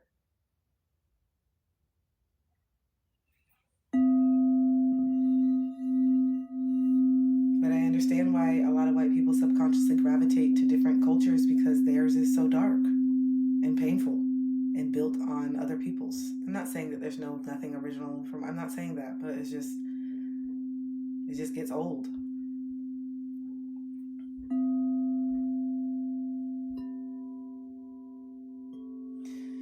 Yeah. And I do, in the way that white people still capitalize, or still like colonize is through the appropriation. I understand it now. I used to be that person that was like, stop, you guys, people can wear this and do that, until I realized how uncomfortable I used to feel going out in a bonnet. I used to feel so ghetto. I used to feel ratchet. You can't wear a bonnet. I used to think that other black women, ratchet. Why are you wearing this? This is what we're conditioned to think, even though it's protecting our hair. It's whatever, ratchet. And then now on TikTok Shop, I see so many young white women selling bonnets and having bonnets. And it's just like, okay, now it's not ghetto because you can make money from it. Now it's beautiful because you wear it outside. But when black people wear it outside, we're ghetto and this and that. But now when a white person wears it outside, it's stylish, it's cute, it protects your hair. which is the same thing that Black people have been saying forever. And so now I understand. It just gets so frustrating that now you can make a buck off of something that we've had in our communities for years, and now you can find a way to mass produce it because you have the resources, because of the generational wealth, and because you're more marketable, because you're white. Now you like it. Now it's yours. Now it's not ghetto. And now we actually like to wear them out. And it's, you guys, my hair is so silky and it's so this, and it's just frustrating. It is. It just gets frustrating that it's just, yeah, I get it now. I totally get it. But I didn't before. I did not before. Sticky bangs, yeah. So that's all. I think that we'd be more willing to share and be happy and support other demographics and cultures sharing ours if we didn't get so torn down for it and we didn't get no credit for it, and it gets frustrating. So I see it. I get why people get so annoyed. But I see why it's such a conditioning for white people to steal. And I'm saying you're not inherently bad, but it's such a conditioning of like, okay, someone already did it. They already did the work to figure it out. All right, how can I make it better? I guess, you know, my dad has how would I master it? It's just, and that's what happens. That's what happened. Okay, thank you for putting 10 years into this, perfecting this recipe. We're now going to buy you out. Yeah, we own Dove. And so thank you for making this Black hair care product for your community. It's really great. I love how you use all these products, but we want to capitalize on this, and using the 100% shea butter and using all these things is not going to be able to fit the margins and how much we want to sell it. Let's cheapen it a little bit. So instead of using the shea butter, let's just use petroleum. Yeah, no, I don't want to do that. I really care about the integrity. Okay, well, we're going to buy out everything. If you don't, yeah, Walmart, we're going to buy it all out. So you either can sell to us and make a good chunk of change and walk away from this, or we're going to shut your business down. Yeah, we want it. So, yeah. Thank you for taking the time and your hard blood, sweat, and tears. Thank you. But we'll be taking this from now, and we're going to cheapen the fuck out of it, and then the integrity of your brand is going to be ruined. Okay? Okay. All right. Bye. Glad you had a dream. The American dream. Appreciate you. Thank you. We'll take it from here, the corporation now. Bye. Yeah, that's it. It's just the same thing. Lady Gaga stole from, well, wow, tell me more. Music, she took music or something? But yeah. Very interesting times. So how are we feeling, guys? So if this is your first time on my live, this is kind of what my coaching looks like. We do some sound healing and regulation and breathing in the beginning to really have some tangible tools on how to start soothing ourselves. But most of the regulation comes from your truth, musical identity from her last album. Wow. I have to look into that. That's wild.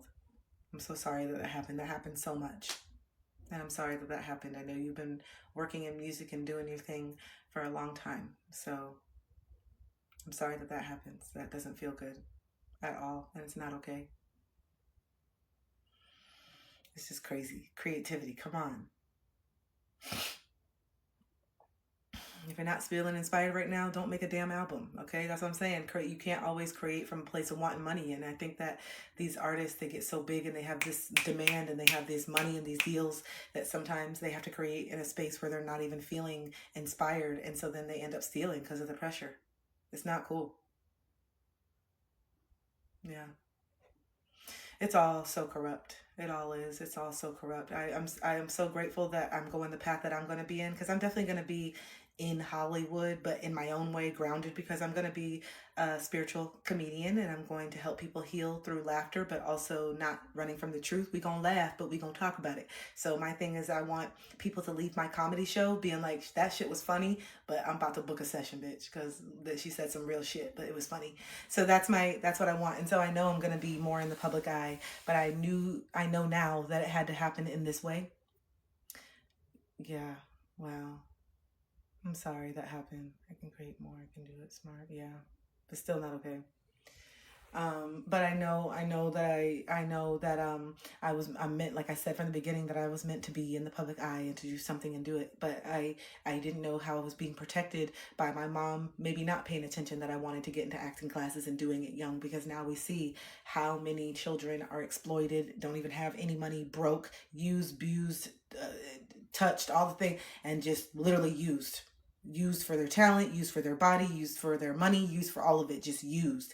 And so even though I used to be like, gosh, why didn't I get into lessons? And how come see everybody else and these people are just so, I used to think that about the kids on all that and Nickelodeon. I'm like, they're so lucky, man. Like, it's just not fair. I wish my parents took interest in me and got me into stuff like da da da.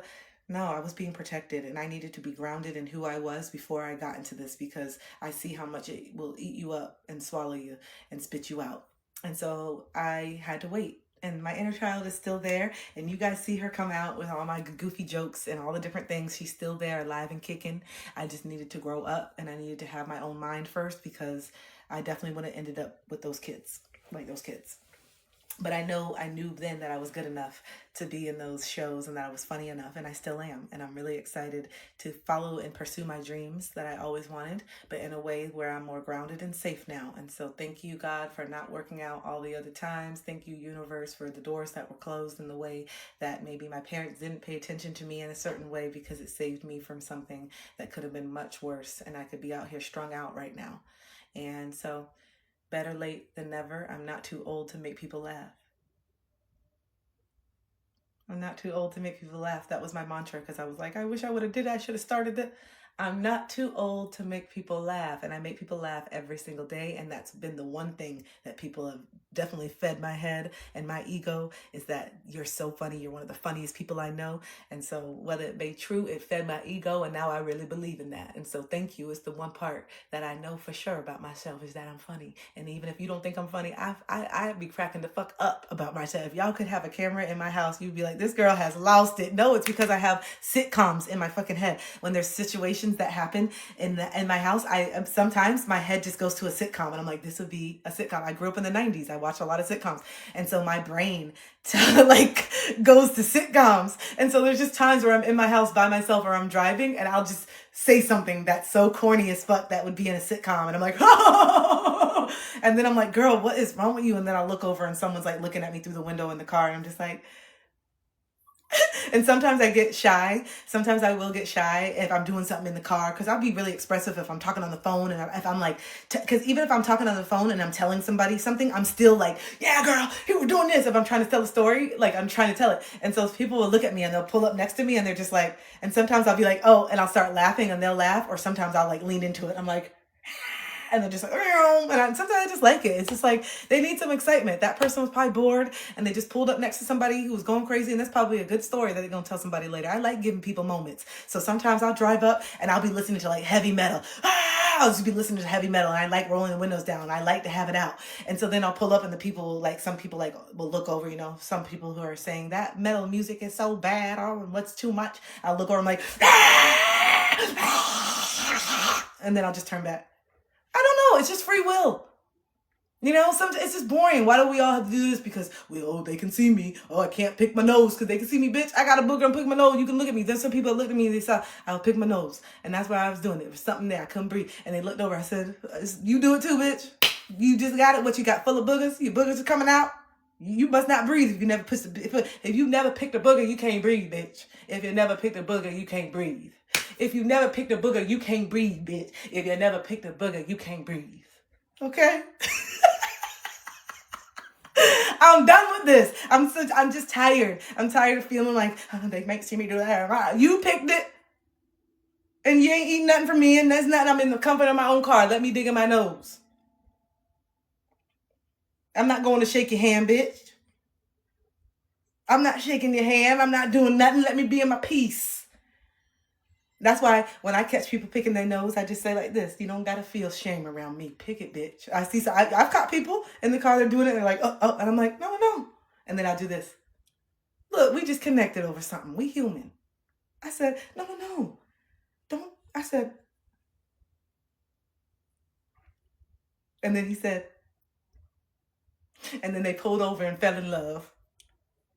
Oh no, that's not what happened. But I feel like that would be a meet cute. How'd you guys meet? We both were free enough to pick our noses. Yeah, we didn't give a damn. We bonded over boogers, I like that. Authenticity. I like that. All right, so just be yourself. This is when I remember I would come on here and I would be wearing all this stuff and I would be on here for like 4 hours, and sometimes sitting here on the ground I would be getting these wedgies, and there'd be times on live where I'm like, listen, I'm trying to like channel, but the wedgie was going too far up. It was breaking the channel, bitch. Okay, I was trying to channel and I was keep trying to stay in the messages, but the wedgie was going so far up, it was implicating me. Okay, and so finally one day on the live, I didn't want to stop. I was in the flow and I said, y'all, and I just bent over and said, I gotta pull it out, pull it out. I gotta pull it out, pull it out. I can't be up here in pain, okay? It was going too far up. I couldn't even think, and I didn't want to move, and I was in a flow. So what do? We gonna pull it out, bitch, okay? Because I'm not the first one to pull it out, bitch. Okay, we're gonna pull it out, bitch. I'm not the first one to pull it out, okay? I'm not gonna act like this. I used to be doing all these things, all this extra stuff. I used to be like this on the live, and people were like, gosh, she really does have it. I'd be like this, trying to pull it up. How can I pull it out? Yeah, I'm trying to pull it out. And then I'm over here doing different things, dropping the, let me get my clarinet. Okay, I don't have time for all this. Okay, I'm spraining my neck. Okay, I just need to pull it out. Okay, all this extra stuff, trying to dance with it, do it. Did you see it? No, I have underwear up there. I'm not the first one, and you do it too. You know, I just want to normalize the shit. I'm tired of it. I'm for real. I want to normalize it. Stop, okay? And normalize all the things that you fart, that all the stuff. You go over here having IBS. Oh, yeah, I have IBS because of dairy. No, it's not. It's because you refuse to fart in front of people. That's why you got IBS. Be real. Gosh, why is it so hard today? Let me, hold on. This reed is extra dry. I'm waking up. Waking up. I was asleep this morning. I was real serious. That's why I woke up. I'm like, I don't know, man. I'm tired. But then as I got into it, every time I have the comedic break, I feel better. When it's so serious for so long, the channeling, I'll be like, God damn, you laid it on, bitch. When we stop and give me a break, bitch. The channeling just comes in. And I'm just like, all right, when's a good stopping point? Stopping point. When's a good stopping point? Stopping point. We need some balance in this bitch. Balance in this bitch. We need some balance in this bitch. Balance in this bitch. I said, when's a good stopping point? And then I have to just get myself, and then the inner child comes out, because she's like, bitch, remember when you said I was going to have my show, and you said that this was my show, and you said that because we were younger, that because we weren't on Nickelodeon, that you were going to make sure I got a show. And then we got on live, and this feel like it's my show. And now you just talking about all this other stuff. And it's serious all the time. And I like that we're serious, but sometimes we need to have me on the show. And so I didn't want to, I want to be on the show. And so this is when I just let my inner child come out and just be free. And this is a part that's been so liberating for me. And honestly, this part of me going live is what's healed me so much, you guys. Going on here and doing the jokes and letting it out. And also when I see you guys laugh, because when you laugh at a comedian, it just fuels it. The laughter is the medicine for the comedian too. And so when you laugh and they get it, oh, let me keep going. Don't laugh at my shit. As soon as you start laughing, the improv goes even more. As soon as you start laughing, the jokes come in faster. It's something crazy. You are too cute not to be. Oh, I love it. Thank you. Yeah, as soon as y'all laugh, the jokes be coming in more. Do it more. Oh, they like it. Do it more. Hype it up, bitch. Do it more. Do it more. Say it more. And so I just go. I just keep going. And it's so fun. So I realized that the laughter is the fuel. Oh, there we go. There we go. The reed was so dry. It wasn't like, golly, the reed was dry.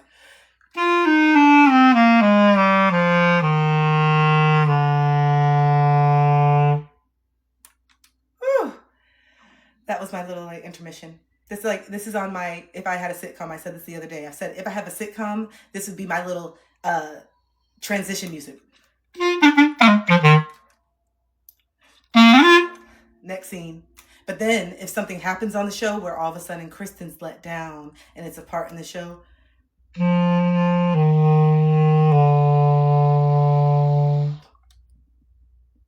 and then it goes to a commercial. Yeah. So that's what it was like. I've really taken time to think about this. You see, when you spend time alone, you start really having a lot of time to realize how your imagination be working. This is how people create the screenplays. This is how people create the poetry. This is how people create the music, because you get so bored when you stop distracting yourself in the streets all the time. I like it. I like it. I used to be in the streets all the time, y'all. I love being in the streets. I like being out. I like being dancing. I like being seen and da da da. But then I realized I'm in the streets and I'm not creating anything for myself. And then I get into a relationship and then I lose myself for 2 years out of that shit every single time. I'm tired of this. I don't want to date. I don't want to do nothing. I want to fall in love with me again. I want to remember the clarinet. I want to write poetry. I want to do the things. I want people to experience my death and my comedy. I want to write jokes. I want to do the things, and I can't do that when I'm distracted all the damn time. I can't do that when I'm working 50 hours all the time. So this is why I had to start doing it while I worked. And then finally I felt confident and I saved enough to quit corporate America so that I could work full-time on my passions and my dreams, and now I love it. I get to help people for a living. I get to be creative. I get to make up things and do all this stuff, and it hasn't been easy all the time. It definitely is challenging, and going for your dreams is a spiritual experience. That's why not many people do it because following your dreams is going to bring up all the fears. Following your dreams is going to bring up all the doubt. Following your fears is going to bring up all the insecurities. And so this is why a lot of people don't follow their dreams, because they don't want to deal with the insecurities and the fears and the doubts. They let the doubt win. They let the fear win. They let the insecurities win. And so they never really know what they're capable of. And I don't know about you, but one of my biggest fears being on my final moments on this earth and taking my final breaths is thinking how I never believed in myself enough to actually take the leap of faith and step into my potential. But I spent my life showing people theirs. And I think that that's really beautiful. I love that I have the ability to wake people up in certain ways, but I also deserve to have that for myself in this lifetime. It's something that I desire in this lifetime. I want to see what I'm capable of. I want to see what I can make of myself. I want to see how much I can push the limits within what I thought I couldn't do. I want to see what I can do if I truly believe. And I believe more in myself than I ever have before, but there's still more. There's still places where I still doubt.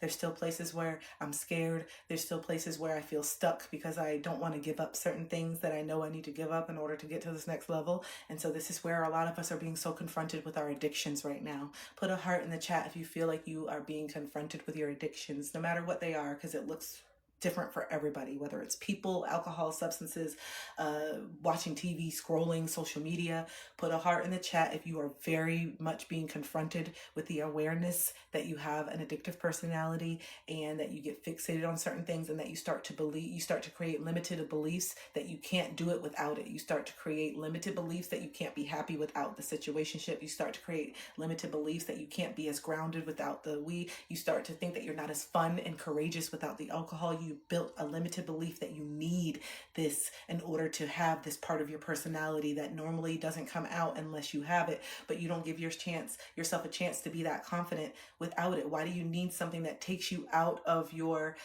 sobriety to be confident? That's something that you have to sit with. Or why do you need something that adds dopamine for you to cope with whatever feelings? How come you can't just talk about the feelings? It's really soothing to talk about the feelings than to continue killing yourself slowly, eating all this sugar, and then only to be upset when they say you have diabetes or you have high blood pressure or you have cancer, when all this time you knew what causes it and all the things, and it's hard that you couldn't talk about it. And that's what happened with my dad.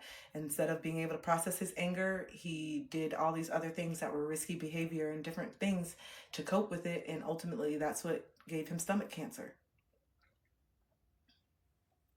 And so since food is not really food anymore, we do have to be really strategic, and we do have to be more intentional on what we give our bodies. And so those same processed sugary foods that used to give you the dopamine is now giving you diarrhea and constipation every day, and you're actually waking up feeling sluggish. And actually that's the reason why you're waking up sad.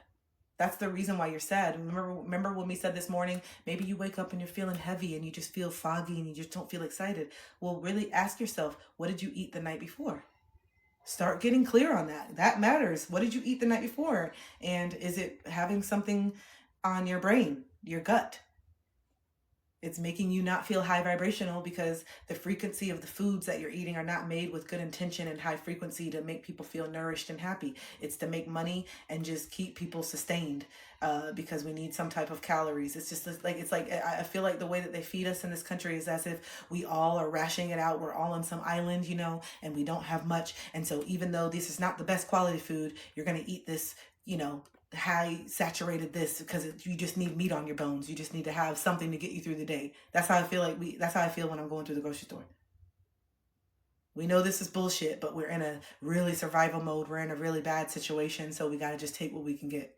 That's what I feel like. When it shouldn't. Like, why are we in survival mode with the fucking food supply? Like, why do you have to have all this anxiety going to the store, spending fucking $5 on a mango that's not even a mango? It pisses me off. It really does. First of all, the mango, a real mango, doesn't cost this much when you go to other countries, and it tastes way better than this shit. And why am I paying? You're making me pay $5 for something that's not even fucking real. That pisses me off. At least if I'm paying $5, at least can I know that it's giving me nutrients? I'll pay what I need to pay with this corrupt ass shit if it means taking care of my body. But now organic is not even anything. So we have to start getting smarter. We have to stop trusting. We have to stop just going in blindly, and we have to start actually doing the things. Start growing your herbs. You can grow your herbs living in an apartment. You can grow herbs living in your apartment. At least start there. Yeah, you may not be able to grow all the apples and stuff, but at least you can know. All right, let me get your seeds. Make sure you get your seeds from a trusted place. I grew green onions in like 3 days. Green onions are so easy to grow in some water. You just put it in glasses of water. So go get yourself a few vases. Think about the herbs that you eat the most. What do you cook with the most? Do you cook with basil the most? Oregano, sage? Grow those things. You can do it. Stop putting your trust in people that have proven that they're not trustworthy. It's something that we got to really break out of. When we know better, we just refuse to do better. And I know that we feel hopeless and helpless, but you are not hopeless and helpless. It's going to take more time and effort, but you're addicted to the convenience, and the convenience is killing us. You're addicted to the convenience of being able to just go right to the store and trust that but now you're being proven that you can't trust that food. And so what do? You continue to go to the store and spend your hard-earned money to eat bullshit that doesn't make you feel. You see how you feel when you eat it. You see how you feel when you waste your money on stuff that's not even nutrient dense. It pisses you off. So then what do? We start small. Thank you, Maria. Don't go to sleep yet. You just got off work. Did you get off work early or something? Or are you still up from the night before? What's going on, Maria? Are you up early? Are you up late? Okay? So yes, does that mean that you got to get in your car and drive an extra 10 miles to that local farmer? And yes, does that mean that the local farmer's honey, it may be $8, but you already are paying that at the grocery store? Wake up. You trust these grocery stores to be cheaper, and they're not. And even if they are cheaper, they're not even giving you what you need. It doesn't make sense. And so if the money is why you have to shop at Walmart because they have you in a monopoly, and they know that they depend on this demographic to buy bullshit, and they know that they have people in survival mode as their demographic, so take what you can fucking get, then we have to say, nah, I'm not going to be in survival mode anymore. I'm not going to settle for this survival mode, and I'm going to do the things that I need to do to figure out where I need to go and get the help and do the things. If there's a will, there's a way. And if we just settle, then might as well just lay down now. Every time I pop in your room, you be on 10. I don't know what other level we need to be on right now. We need to be on 10. We need to be on 15 right now. I feel like more people need to be on 10. I wish more people were on it instead of so suppressed and helpless and hopeless, knowing that they wouldn't be nothing without us. There wouldn't be nothing without us. They need us more than we need them, because we can grow our own shit. We can do it if they stop buying up all the land. If land wasn't $5 million for a little square foot, yeah, that's why they make it that, because they don't want you to have your own stuff. They don't want you to thrive. They don't want you to have it. That's why Bill Gates is buying up all the farmland. He owns 75% of farmland. One person. Why? When he's the one that's leading in bioengineered food, why you need all the motherfucking farmland? Because you don't want other people to have it. Because if you want it to put the factory on top of it. Okay. Yeah. The local farmer is cheaper, and even if you do have to spend a couple more dollars, when you want to know that it's a couple more dollars and you actually have a real watermelon instead of this watery ass, this bendy ass shit that doesn't even have any juice or seeds in it. So yeah, you're getting your watermelon for $2 at Walmart, but it's bullshit. So at what cost? We have to wake up. You might as well just eat nothing. What the fuck is the point? That's what I'm saying. We got to figure out this convenience. We got to start getting back to our roots. This is why I love seeing people, the herbalists, the people who show their land. And then we have people that are still so indoctrinated, so conditioned. Oh, whatever. But I wish everybody could. I wish I could go out and do that. Shut up. That's the reason why you're still here, stuck. I wish not everybody's able to do it. Okay, where do we start? No, maybe tomorrow you can't go out and buy 5 acres, but fuck, can you have a plan? Can we think of something? Can you have some optimism instead of being so broken down by the city? You have no belief or faith yet left. You see somebody doing what you want to do, and instead of trying to learn more and feel inspired, you want to tear people down because you don't think you can do it. The projection and the jealousy and the way that we don't believe in ourselves is so toxic in our society that when one person is doing something that you want to do, instead of being inspired, you want to resort to the fact that they probably had more, had less. You can't fathom the fact that someone could come from nothing and build this because you came from nothing and you don't believe that you can do it. So they had to come from money. They had to have something above because you couldn't fathom the fact that their hard work and their consistency and their dedication to themselves and the fact that they believe in themselves, that couldn't be the answer. No, you want to find something that keeps you comfortable in the fact that you're not doing enough for yourself.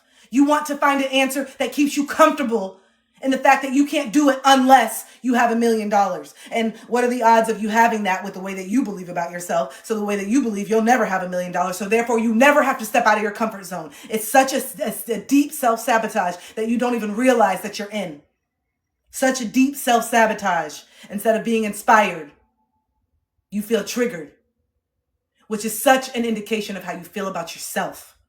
And you project that onto other people and try to make people feel bad and discredit people or make people feel bad for the way that they were born. So what if they had money? What the fuck does that have to do with you?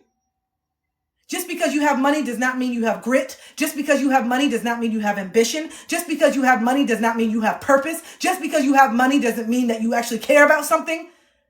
Money does not make you happy.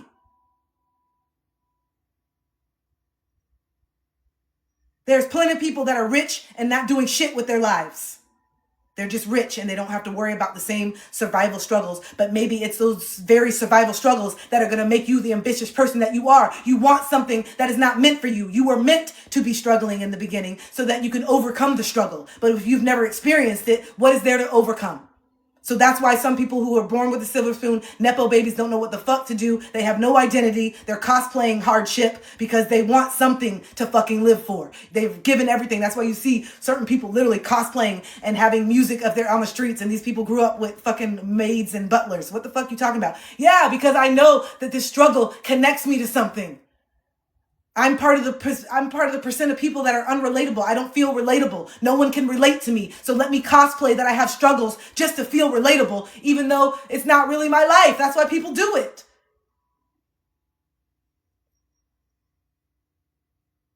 There's people that are low-key jealous of your struggles because of how you came out. There's people low-key jealous of the shit that you went through because they knew it was those very things that made you into the fucking person that you are now. No, your trauma was not in vain. You're just defining yourself by it right now. But as soon as you stop defining yourself by the things that happen for you, as soon as you stop defining yourself, then you can actually start living.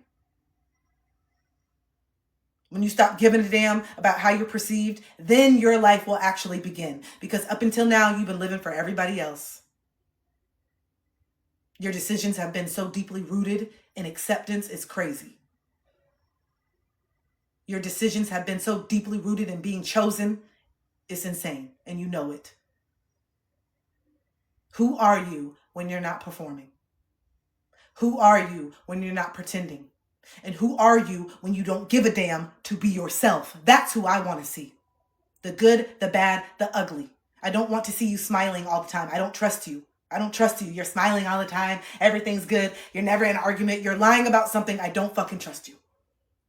Show me when you have your meltdown. Show me that you actually have actual fucking feelings. This shit, everything's good. No, I love it. I love it. I love taking care of everybody at the expense of myself. I'm burnt out, but I love it. But how come you be drinking wine at 2 o'clock? Nothing. I love it. Nothing. Why are you looking at other shit? But it just seems like you just drink at 2 o'clock because maybe you're trying to cope with something. Okay, maybe you're trying to cope with something because you say that you're happy all the time, but every time you get in the car, you real crazy. You say you happy all the time, but the way you be driving with me in here, I just don't feel safe. It seems like you do got anger, but you just misdirected. Okay, and I know you think that you need to be happy all the time in order to be loved, but you don't got to do it with me. It's actually scary that you're smiling all the time because right now something just really crazy happened and you smiling, which makes me feel scary because I feel like the appropriate reaction is for you to be angry right now, but there's something in you that doesn't feel like you could be angry, but you actually are angry and it comes out at misdirected times. I'm scared.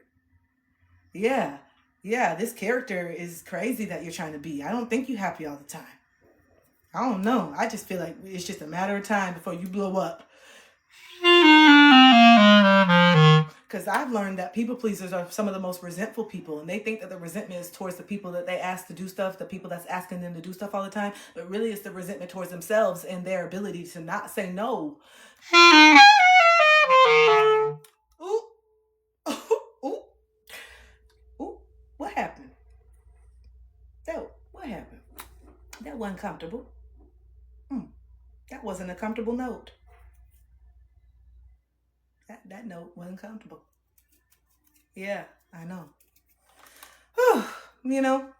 And so, yeah, it's just when someone tries to portray themselves as being one way, I can't trust them. What you mean you're just one way? What you mean you don't get angry? I don't feel safe with you. When we're out and you need to get angry and your anger is going to protect me, I don't feel safe with you. What you going to do? Smile your way out of it? I need you. Come on. Sometimes that anger, I need you to puff up. Even if you're not going to do, I need you to act like you don't do. What do you mean? You can't smile your way out of the bar fight. What the hell? You can't smile your way out. I need you to have some anger. What the fuck you mean you never get angry? And you're looking, you talk about that like it's something that is you should be proud of. Your anger is to protect you. You've just been told that your anger was wrong. You've just been shut down in your anger and now it comes out misdirected. This is why you're laying on the horn because the person is not doing a NASCAR race from the green light. What is wrong with you? I looked over and it's just the green light was 2 seconds and you laying on the horn. Oh, that must be where you're getting your anger out at. The person in the car that can't talk back to you. The person in the car that doesn't have anything to do with you, but you're projecting that the person you take it personal, even driving. If you take people personal when you're driving, you know you got a lot of suppression. If you take it personal when people are driving, you literally think that the person did this on purpose. There's so many times where this person's driving so slow, and because I'm late, I feel like they're purposely trying to make me late. You literally idling. You're idling at the green light. Go! Put your foot on the... Oh my God. And then I swerve around and pull up next to them, and they're literally just like... If you like pina colada, hey, in a glass of champagne, hey, bitch, hey, if you got pina colada. And I'm over here like, God, I thought they was doing it on purpose. What the fuck? I was literally projecting that this person was, what the fuck? You pull up and you're like this, and they're over here like this. Take me away from you. That I'm bad, that I wouldn't do. I'm about to do it. I can't remember it right now. Africa. That's the song. Why you listen to the most lovely, lovely song? Why you listen to the song that's on red wine? They look over at me. I'm over here like this.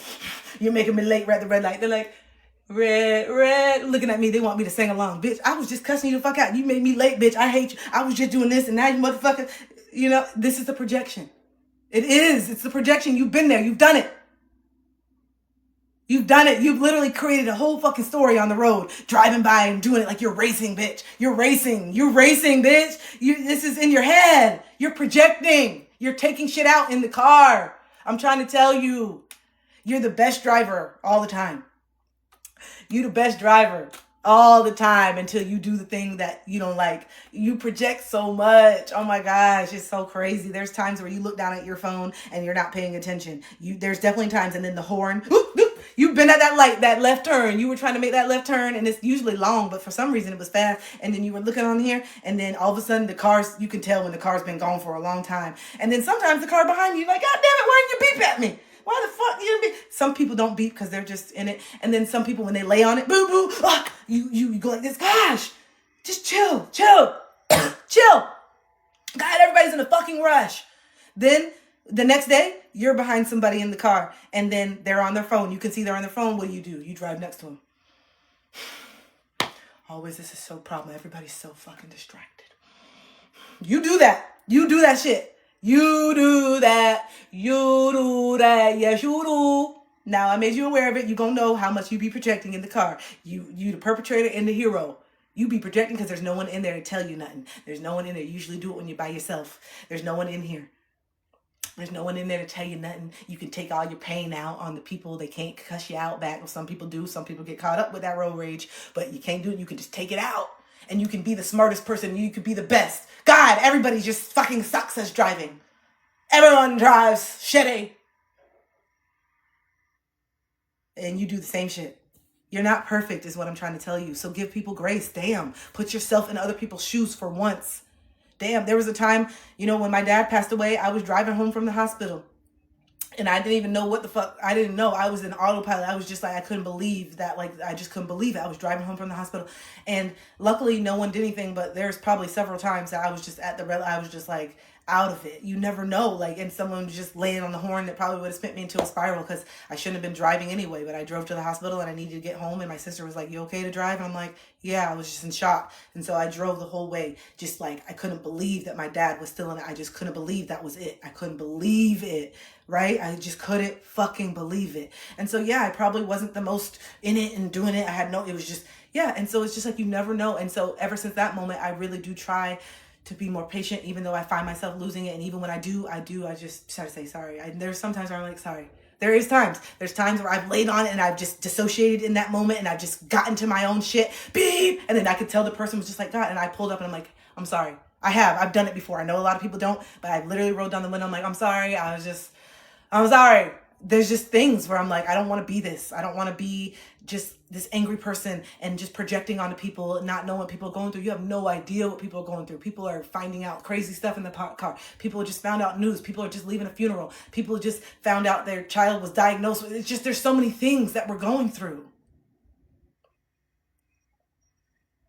And so it's just like, I wish that we had more positive intent in our world instead of just thinking that everybody's out negative. I wish that we looked at the world through more positive intent, that people are not just out here trying to get us. And I wish that those of us who were more aware of what was going on would use our skills and our gifts to disarm people more. Don't be the person that perpetuates the same bullshit in society. Be the person that says, hey, you don't got to talk to people like that in line at the grocery store. Because we're all waiting and there's something that's going on, because God forbid you're inconvenienced to wait a little bit in today's society that feels inconvenience when your website doesn't load within 2.5 milliseconds. All of a sudden you're, I need you to get more aware of that. You are losing your attention span, your ability to sit and read. This is why you stop reading books and you can't even watch a movie without being on your phone. You used to enjoy cinema. You used to enjoy this shit. What happened? Used to be that used to be the world that you would go in. I love watching the movies. It's my escape. And now as you're watching the movie, it's just a background and you can't look away from what other people are doing in their life. Where's your life? What are you doing in your life? How's your life going? What's going on in your life? What's special in your life? What's going on? What you got working on? What you working on? What you working on? I know that you can tell me what's happening on everything on Love Island right now and everybody who's dating and breaking up, but what are you building? What are you up to right now? What's going on in your life? What makes you excited? What's keeping you up at night that you're working on? What's some problem that you see in society and you're a visionary and you're working on a solution? What is a need that you're seeing in society? What is it?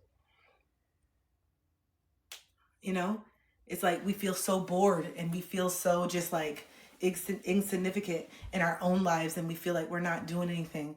And then like we look at other people who are building this and building that, and we just feel like, oh my God, this is just so hard for me. And look at how this person is and they have it all together, but you're not seeing all the background work that it takes to get here.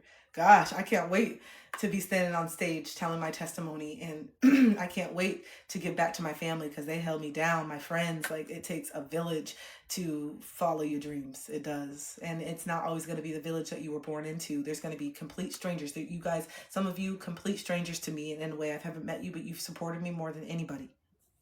You are part of my village. And I had to believe that even if my immediate people around me didn't pay attention or didn't care or didn't see me, that someone would. And it may be someone that I've never met before. It may be someone that is across in another country, in another continent, that sees something in me that people around me didn't see, that I didn't see in myself.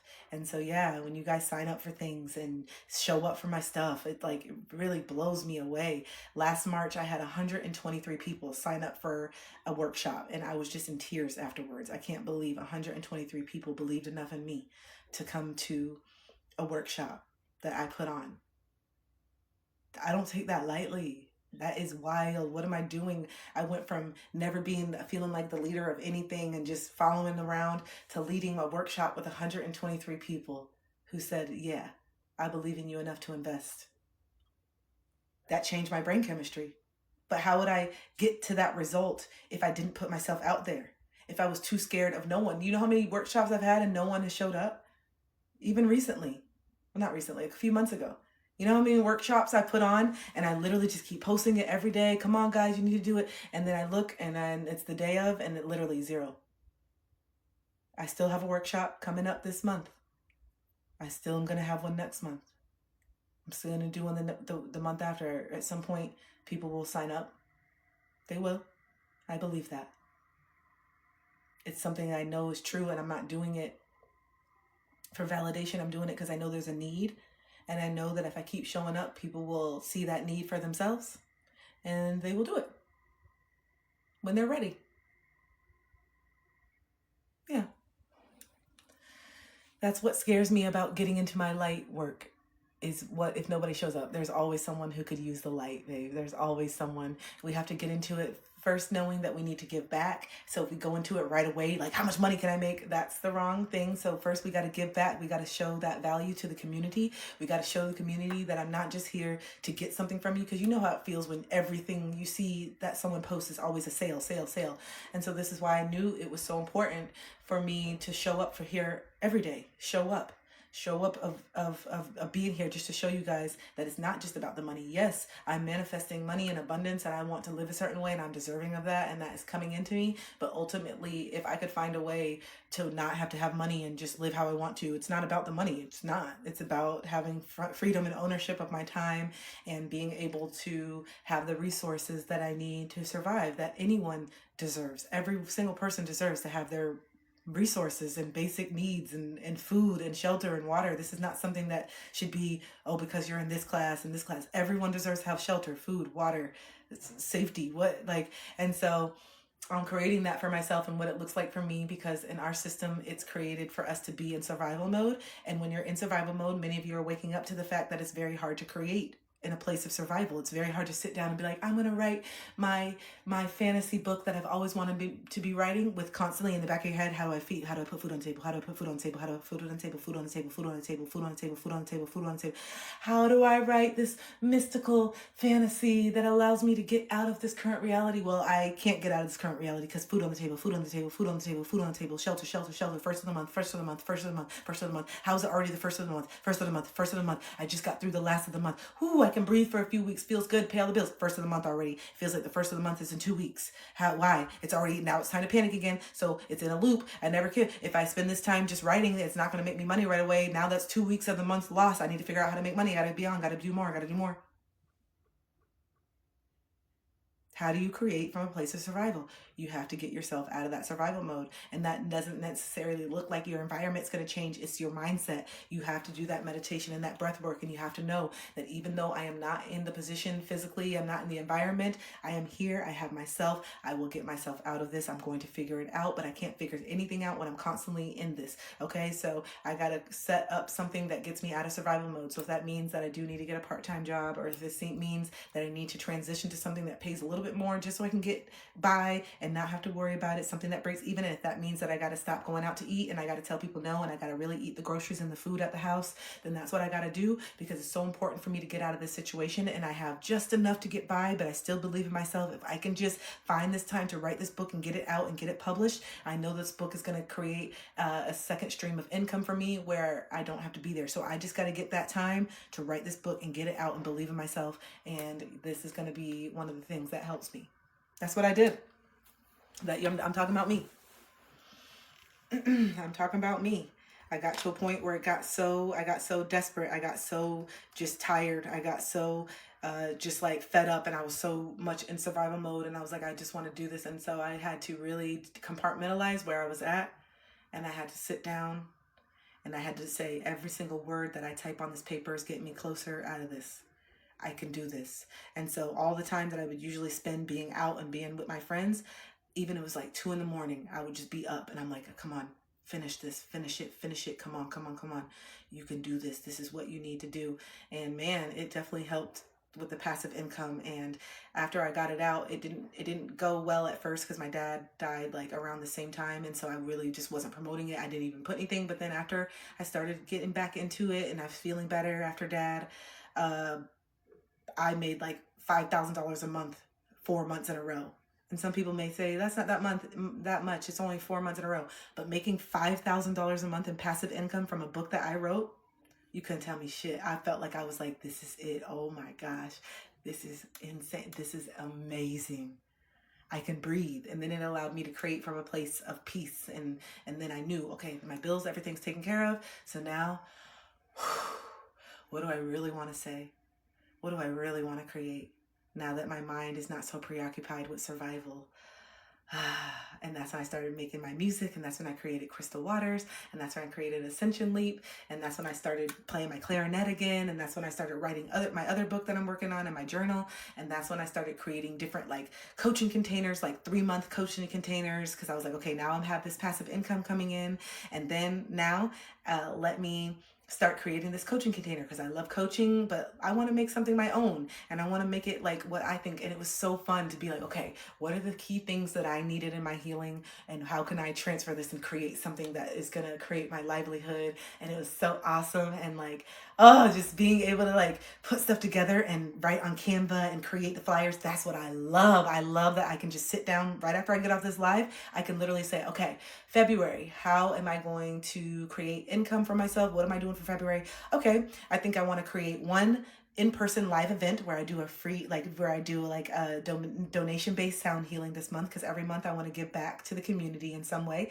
So maybe I'll do a donation-based sound healing. So let's put that on the calendar. Then let's do a sister circle. I love inviting like a small group of women over to my house, and we have some snacks, and maybe we do a sister circle so I can advertise for that, and maybe I can think about how much that would be. And then maybe I'll do a bigger workshop this month as well, where I allow maybe 30 to 50 people, and it's like a lecture style workshop, and I can share what I'm learning around projection because I know there's a need for that. And so then when you sit there, I'm 39, I just turned 39. So then when you sit there and then you're like, okay, I have this on this part of the month, let me start advertising. Then you could start making your marketing, and it's just fun for me, because anything that I can like create, like a flyer, anything that I can have a blank canvas and I'm like, all right, how do I want this flyer? That's so fun for me. I love it. And then like creating something and then seeing the outcome. Like when I did my first live event and it was sold out, I couldn't believe it. I was like, okay, I'm going to put myself out there. I was nervous. People maybe not come, the first like 5 or 6 tickets my family bought, and it's great and I love it. But of course, like well, no, let me not say that. There's some families that don't support people. So I was so grateful that the first 5 tickets were my mom, my sister, my nieces. They all supported me. But then there were still like 20 tickets left. And I was just like, oh my God, is 20 people going to come? I'm setting up. I set up. I put all the stuff at the park. I put so much into this. And I'm like, are people going to get it? And then 3 days before the event, it was completely sold out. It was completely sold out. And I was like, my first in-person event was sold out. And I'm over here. What if I never did it? What if I just believed that no one was going to do it? My first in-person event was sold out. And it's because of all the work that I put on the back end showing up. I showed up here every day, not asking for anything. I showed up every day just wanting to give. And you guys clearly felt it. And you're like, I want to support her back. And you showed up for me. And it made me feel like, wow, okay, this is what relationships are supposed to be like. Man. And like so many of you that said, you've helped me along the way and you've supported me in my journey. You have no idea how much your journey, like you've inspired my journey. And then to see you guys come to my event in person and tell me that and say, no, there's no way I was missing this. that brought me to, I was so overwhelmed at that event. And there was a part of me that felt a little undeserving too. I was really feeling the feelings. I'm like, oh my God, they came all the way out here for me. I feel like they drove all the way out here for me. Someone's like, oh, I drove 2 hours. And just immediately I'm like, I hope it was worth it. You know, in my head, I'm like, oh my God. And so that's where I realized, no, people do think I'm worth it. And I need to believe in this. My necklace is just the evil eye. It's an evil eye. And I love to put it, my best friend got it for me. And I love how small it is and that it goes right around my throat because I use a lot of my voice is my instrument. And so some people may not like the words that I speak. And so I like to have protection around my throat chakra because it's my biggest instrument, more than my clarinet, more than my sound bowls, more than all my instruments. My biggest, most powerful instrument is my voice. And so I like to protect it. And this is why I feel like this is why I'm doing Focus February and I'm taking a tolerance break. And this is one of the main reasons why I know that I need to take the tolerance break from gardening is because it is impacting my voice and it is impacting my lungs. And I can't be naive to that. And for a long time, I was like, oh, it's way better than nicotine. And that was what a lot of, gardeners tell themselves. It's way better than nicotine, but it's still causing damage to your lungs and it's still impacting your voice. And that cough is not good. You know, that cough that you hear, that's not good. And that's your body telling you, hey, you're burning some things in here and your lungs are getting the carcinogens and it's still hot. The way that you're smoking it is hot and it's hurting your lungs. You know?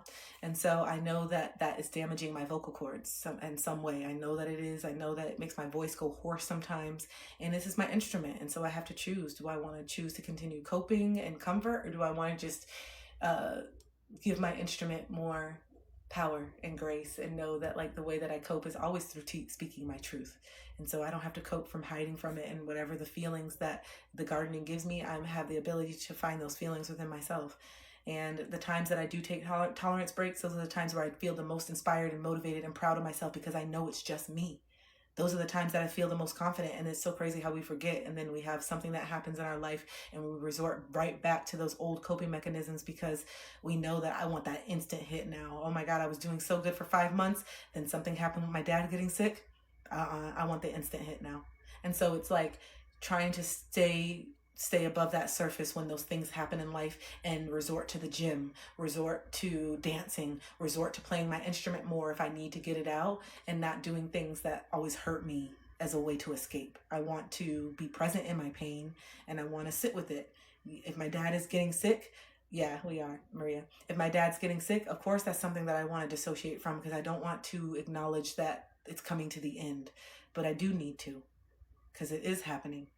Whether I dissociate from it or not, he is dying. And sitting with that makes me feel lighter than running from it. It made me feel really anxious not acknowledging that he was dying. It did. It made me feel way more anxious not acknowledging it. But once I really had to accept it, I don't know. I just accepted it. And then I just tried to make as much peace with it. And I still am. I still am. And yeah. Thank you. I think about my dad, and someone just reached out to me randomly the other day on Facebook, an old student of my dad from middle school. So this had to be probably like 15, 20 years ago. And she said, hey, I just want to know if you're related to Larry Underwood, because she saw my last name. And he was my teacher in middle school and he taught me so much more than art. He taught me about life and I just wanted to send him a message, but I can't find his Facebook because it got taken down, which I'm so sad. I'm trying to find it, get his memorial page back up.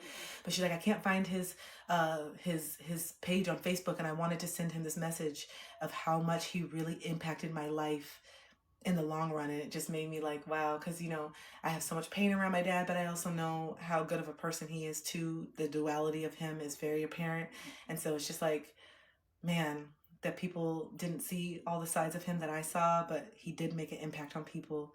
And just someone reaching out 20 years later just to say thank you, that says a lot.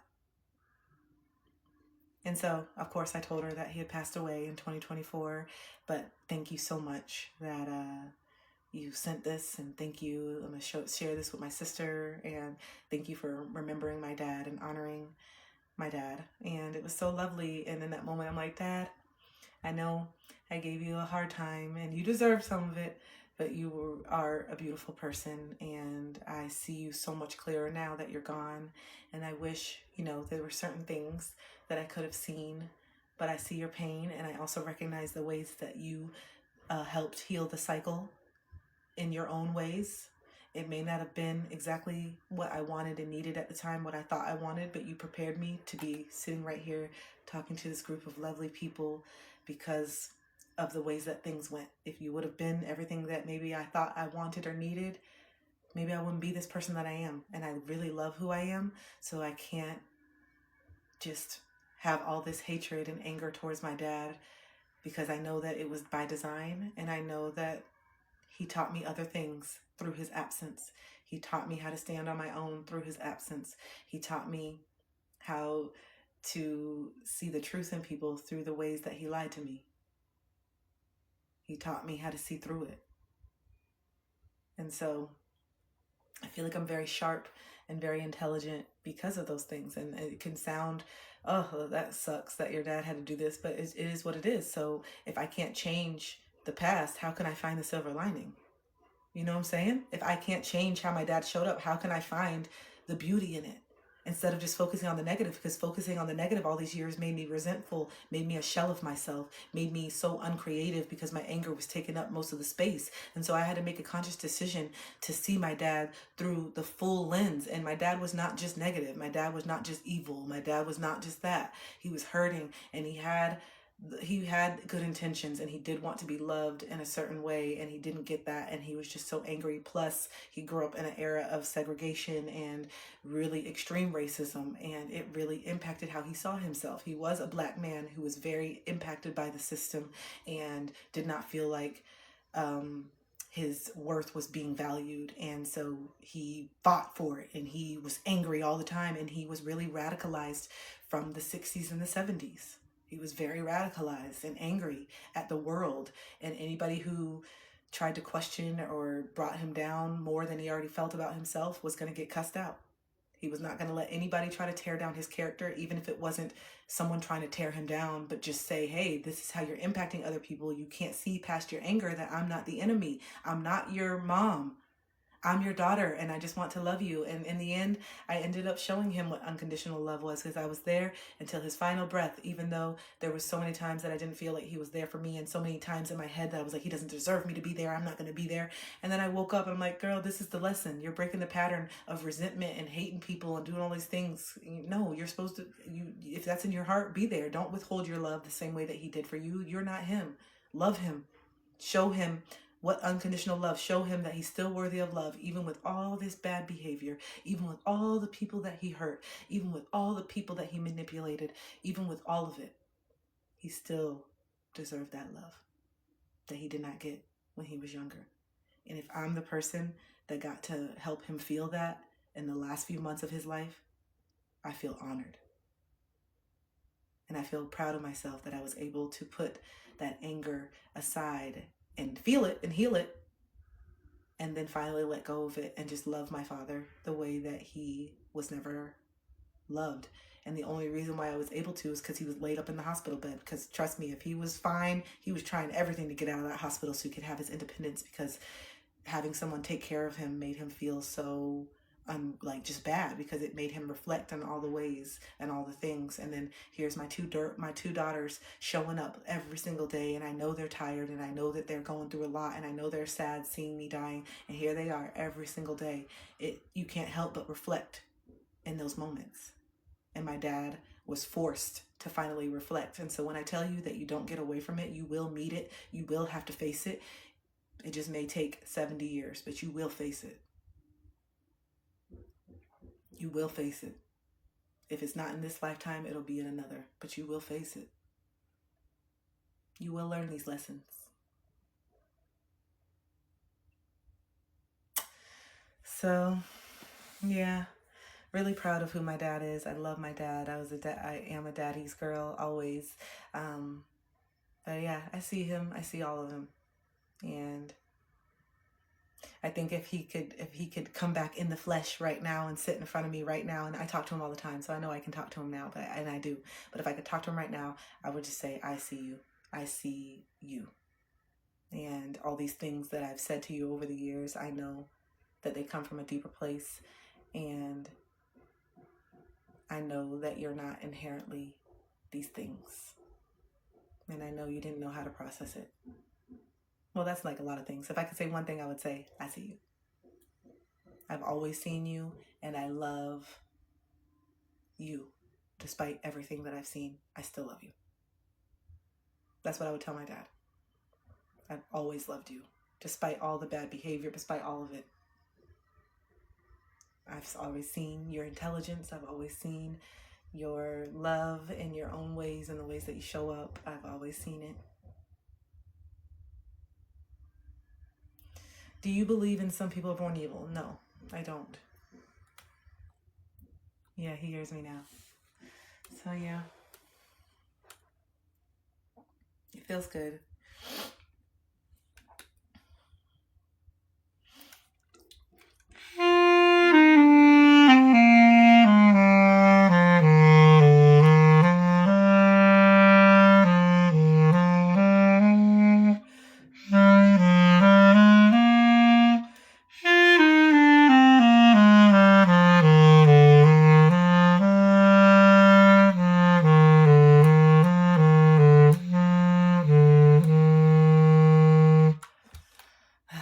That's what that made me feel, just talking about that.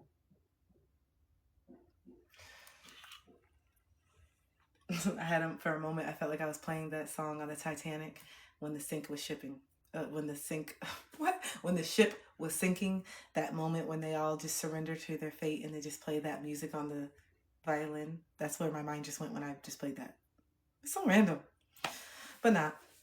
The Titanic came out on my birthday in 1997. I didn't know until I recently looked it up. I'm like, why do I love this movie so much? Why am I so drawn to the Titanic? I don't know.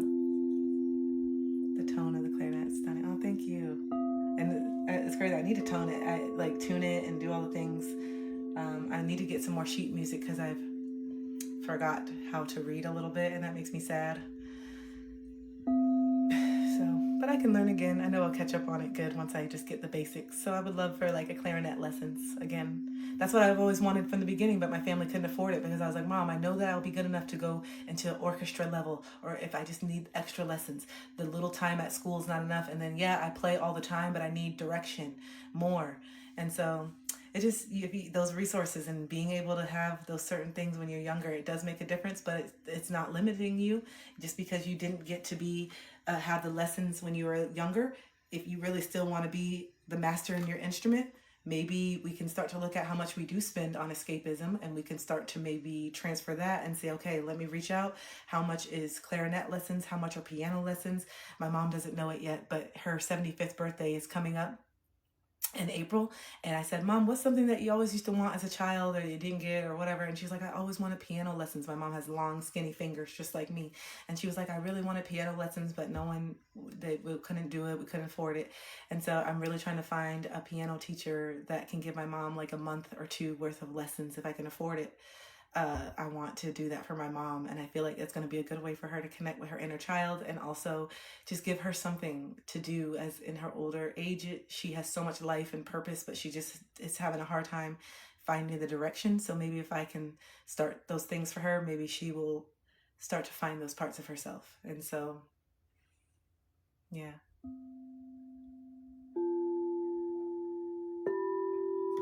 Hi, Austin. Sure, you're not smoking. What do you mean?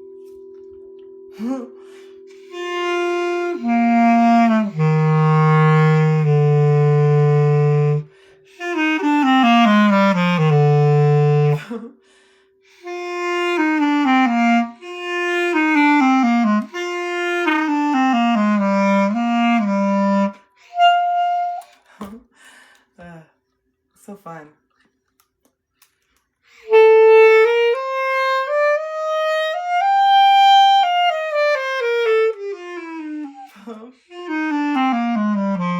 And this is another reason why I want to stop smoking, because you need to have strong lungs, and it ruins it and restricts it. And so the stronger you have those jaw muscles in your lungs, the more that you can have more air to blow, and you don't have to cut notes and stuff like that because you're running out of air. You want to be able to finish the full You want to be able to finish the full sentence when you're reading music without having to take those airs. And we do, and you learn where you have those spaces where you can take the air without compromising the integrity of the sound.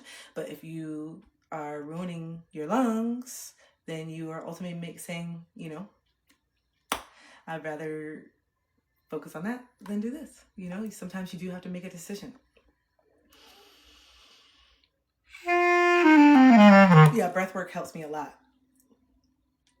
Breath work helps me a lot. I've gotten up to like 2 minutes and 45 seconds of being able to hold my breath from doing breath work every single day. But I know it'll get better when I give my breath, my lungs a break. But I used to want to be like Kenny G, because Kenny G learned how to do that circular breathing. And I was like, how do people do that circular breathing? How the hell is he holding the note for 10 minutes? What the heck? But he learned how to do that circular breathing. And I always used to have my curling up. I'm like, how do you do this? How do you play and breathe through your nose at the same time? It's crazy. I don't know how he does that. Like, the circular breathing is really, divers do it too. I'm scuba certified. So like scuba divers know how to do that circular breathing too.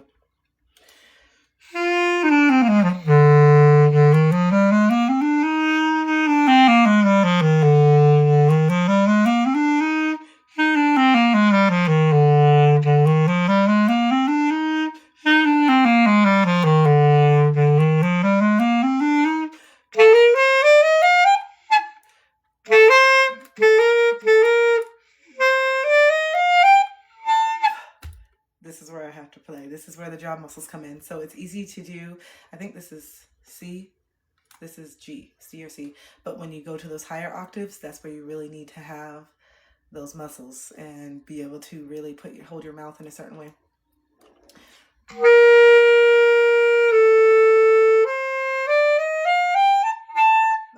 Yeah. Keep practicing, keep practicing. But anyway, y'all, I have loved chatting on here with you guys. I felt a little kind of anxious when I first started. Hold on. I felt kind of anxious when I first started. But now I feel better. I feel better. Sometimes I just feel anxious sometimes. But I just pushed through it and just sat with it. And now I feel better. But I appreciate you guys being here and joining this live with me and sitting with me. Thank you to those who recently got my book and journal. If you guys didn't know, I can't talk about it too much on here because TikTok is crazy. But I have a book and a journal out with the uncomfortable truths. It's just kind of it is the cliff notes of healing, if you will. I am neurodivergent, so sometimes it's like hard for me to read all these words on a page. And so when I was creating my book, I was like, I don't want to create a book that I have a hard time reading. I want to create a book where you have the punchline and it's just one thought on a page, and I want people to be able to fill in the rest of the words on their own. So here's the thought, here's the punchline. Now you, with your truth and you being real with yourself, you fill in the rest of the pages. You fill in the rest of the pages. Thank you. And so I'm really proud. And so if you want to get a copy of my book and journal, start doing this work on your own, you can find it on my website. And I also do monthly workshops around shadow work and inner child healing. And I have one on January 31st. It's virtual. It's at 11 a.m. Eastern. So if you would like to join and you're ready to go deeper, I'm going to teach you about your shadows, what particular shadows you may be struggling with right now, and then how to integrate them with my 5-step method. And, just give you a safe space to start being real and honest, because that's what we need. We need a safe space for us to just be real and honest and know that we're not going to be ostracized or judged, and that doesn't happen in my workshops. It's a very safe space. The people that come into my workshops and the people that work with me are people who are really ready to do this work. They're lights. It's not only me helping you guys heal your inner child trauma and shadow work, but then also getting you prepped for this next chapter in your business. Most of you that find me, you want to heal the blocks, and then you're ready to go step in and do your own light work. You're ready to step in and do your own starseed stuff, and and you're wanting to set up your own business. You're burnt out at work. You don't resonate with a 9-to-5. Some people need a 9-to-5, but you particularly, the mundane, the fact that you have to do the same thing every day, it's not resonating with your spirit, and you know it. It doesn't resonate with your spirit or your soul, and you know it. And so Yeah, you really are. That's where most people find me. So first we have to get through the inner child. We have to hype up the inner child. We have to let the inner child know they are safe now, and they won't feel safe until you start honoring them and doing the things that they need to do. And then after that, we start to integrate the shadows. Oh, you're welcome. You're welcome, Tina. After that, we have to start integrating the shadows, which are the persona and the characters that were created from the inner child pain and the inner child work and not being accepted as a child. So you created all these shadow aspects of yourself to get through life and to feel normal and to feel accepted. You denied certain parts of yourself, but those parts came out misdirected, which is why you have hard times in relationships, and love has always been the biggest pain point in your life. Love, everything else in my life's going right, but I just can't find love, and that's what you desire the most. But because you were so starved of love in childhood, you look for love in all the wrong places, and you allow people to take advantage of you, and you do certain things you're not proud of, and then you wake up and you realize that the love was within you all along, and that your decisions and your actions were what is making you hurt. And you wake up to how you're contributing to your own suffering, and then hopefully you start to make different decisions, and you start to change, and you start to speak your truth now, and you start to tell your inner child that they're safe now, and you start to let your inner child know that they're protected by you now, and the ways that they needed to be protected, you start to do that now. And the way that you do it is when you're ready and you're aware. Say you go to the workshop, right? You come to my workshop on 131. We awake you up to the fact that you don't set boundaries in that workshop. We talk about it. You have a light bulb moment. Oh my gosh, the reason why people have walked all over me is because I've been so scared to set boundaries. And then the reason why I'm so scared to set boundaries is because when I did set boundaries, I was yelled at, or I got some type of physical consequence, or I just didn't even know that I was allowed. I literally didn't know I was allowed to say no. I didn't know I was allowed to say, hey, I don't want you to come into my room. I didn't know I was allowed to tell my parents, can you please knock before you come into my room, because I don't feel comfortable when I'm changing and stuff like that. Like just certain things, just normal boundaries that were always crossed in our families growing up. And so then you say, okay, the reason why is because I didn't feel allowed. Okay, so then you have a choice. Now that you're aware of it, now you're presented with a choice. So now that I'm aware that I didn't set boundaries because I didn't know what they were, I didn't feel allowed, but now I can see that not setting boundaries is what ultimately hurts me. So now the decision is going forward is now I have to set boundaries. And so the universe, God, spirit will put you in positions where here you go, that boundary's being crossed again, but what are you going to do with your newfound knowledge? What are you going to do with your newfound enlightenment? Are you going to make a conscious choice to perpetuate the pattern of being a people pleaser and playing small? Or are you going to step into who you've always wanted to be, what you needed to be, what your inner child needs you to be right now? And are you going to correct this behavior by setting a boundary now and allowing people to respond to it however they want, which will give you insider knowledge on if this person is someone that you should really keep around or have around you. You have to set the boundaries, and you have to give opportunities for people to respect them. People don't respect your boundaries because you don't have none.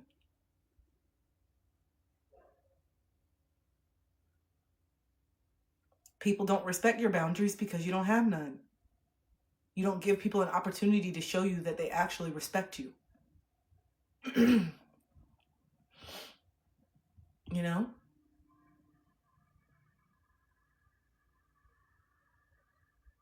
Is ignoring disrespect not a boundary? I'm not sure what you're asking. Like ignoring someone disrespecting you, that may be you avoiding the disrespect and not putting people in their place. But I think avoiding disrespect that's blatantly happening is it's avoidance. If you don't let people know how you want to be treated, sometimes they don't know. It's not always objectively common knowledge. Of course, this would bother you, so why wouldn't it bother me? Some people don't recognize that they do things to other people that they don't like. They're so unaware of how they show up and how they impact people. That's why it sometimes takes us to be honest and say, hey, I don't like this, or this is a boundary. But just ignoring it is maybe sometimes showing that you're tolerating it, or that you just don't feel brave enough to speak your truth around it. So it could be so many different ways. Only you know why you're doing it. So just sit with yourself. You have the answers, Maria. Sit with yourself on why you are ignoring it. Is it because they're not receptive? Is it because you're not being heard? Is it because you don't feel deserving of your truth being heard? Is it because you're used to people always ignoring your boundaries anyway? So you just say, oh, well, everyone always disrespects me anyway. Is it because you're so used to your boundaries being crossed that it would hurt you more for you to actually set the boundary and then blatantly have the person disrespect it, because then you would have blatant proof that the person doesn't respect you? There's a lot of reasons why we do stuff. Mia, I'm grateful too. I appreciate you too. I'm grateful. Yeah, there's a lot of reasons. There's some reasons that there's some like big one with our parents. One of the biggest reasons why we don't set real strong boundaries with our parents is because we know our parents very well, and we know that they're probably not gonna respect our boundaries. And then the consequence of someone not respecting your boundary usually would be to not have the person in your life or what. And some of us are so tired of continuing to fight and continuing to say the same shit over and over and continuing to be disrespected over and over that the option is to go no contact right now until we can get to a place where these things don't trigger us in the same way. Trust me, right now, if you feel very triggered by your parents and you just can't even get through a conversation, you can't even get through a Sunday without feeling something, that may be an indication that you need to speak up more. Because first we have to say, first question, have I actually addressed this? Or am I still just playing on this old version of myself? Have I stepped into adulthood and said, hey, I am not the 5-year-old little girl, and I don't appreciate you guys talking about me in the room as if I'm not even here. I'm sitting right over here, and you guys are talking about me like I'm not even in the room. This is what you guys have done when I was younger, and I don't appreciate it. If you have something that you need to say to me, I would appreciate it if you could say it to my face from now on, because it doesn't feel good that I'm in my own family where I should feel the most safe, and this is where I feel like the most gossip and people are talking shit about me. You're my mother. You're my sister. You're my brother. You're my dad. If you have something, why don't we feel safe enough as a family to talk to each other? It hurts. It hurts feeling like when I leave that you guys are all talking about me. This is my family. Talk to me. What am I doing that's making you gossip? Tell me. So I can be better. Am I doing something that you can't stand? Tell me. What is telling my sister going to do about it? It hurts. Tell me.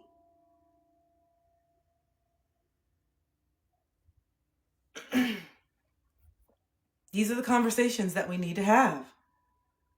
And then when we see it continuing to perpetuate, this is when we say, okay, I'm not going to share these things with you anymore. I'm done sharing, so don't tell me why I'm acting funny and don't ask me when you don't hear from me. I am not going to continue putting my vulnerability in your hands, Mom. And for the longest time, and this is not my mom right now, but I'm just channeling for somebody's mom. And for the longest time, I have yearned for your nurturing. I have yearned for your acceptance. I have yearned for the hugs and kisses and for you to be able to actually be there for me. But every single time that I tried to let you in to a vulnerable moment, you kick me when I'm down. You say something that is completely outlandish. You say something that has nothing to do with anything. It wasn't even necessary for you to say that.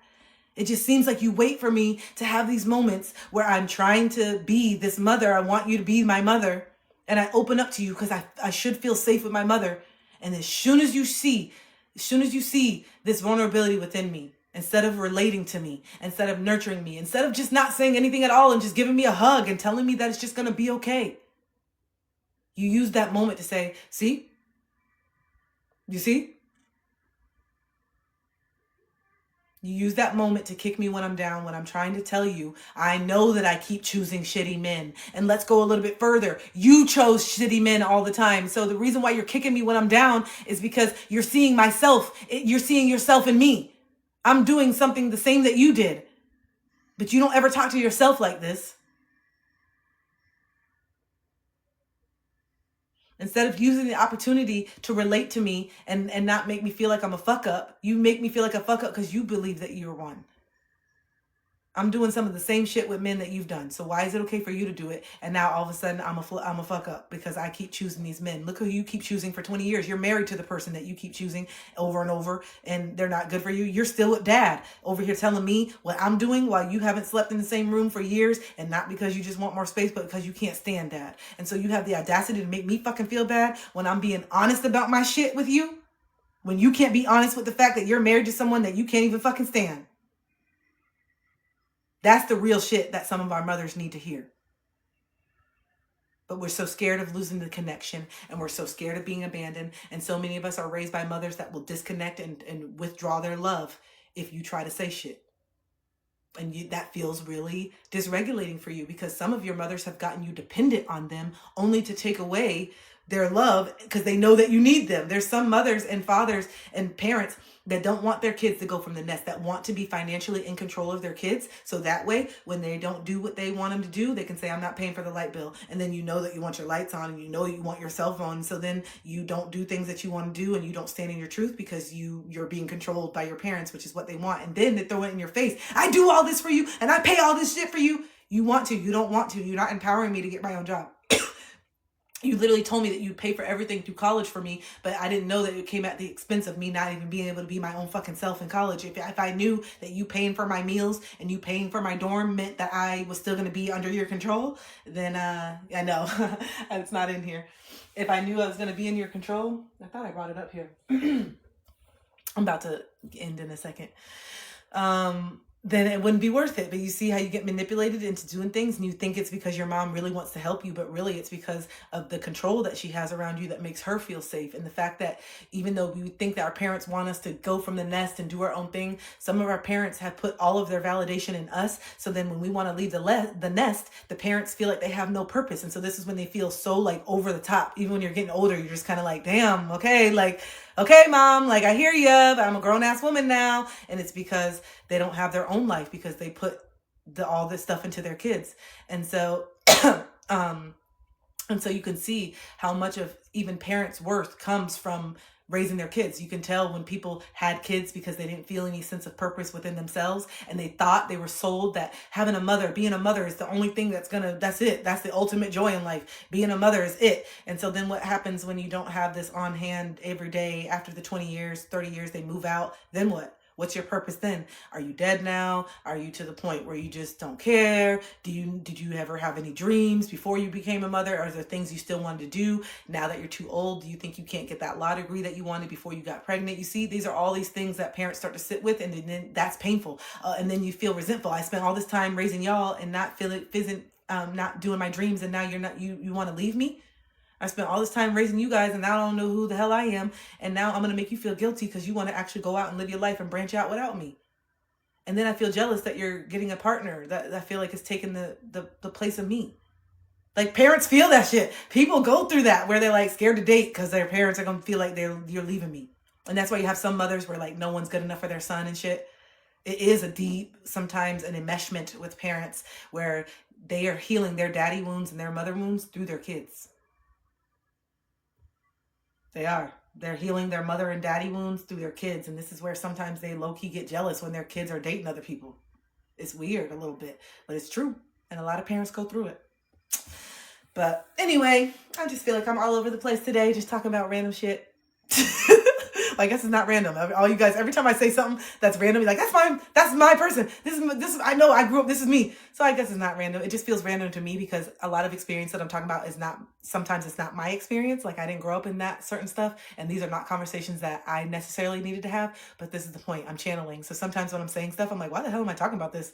Because I always think that I'm talking about my own experiences, but then I'm like, this is not my experience. Why am I talking so passionately? And it's because I'm reading your energy, and these are the things that you need to say.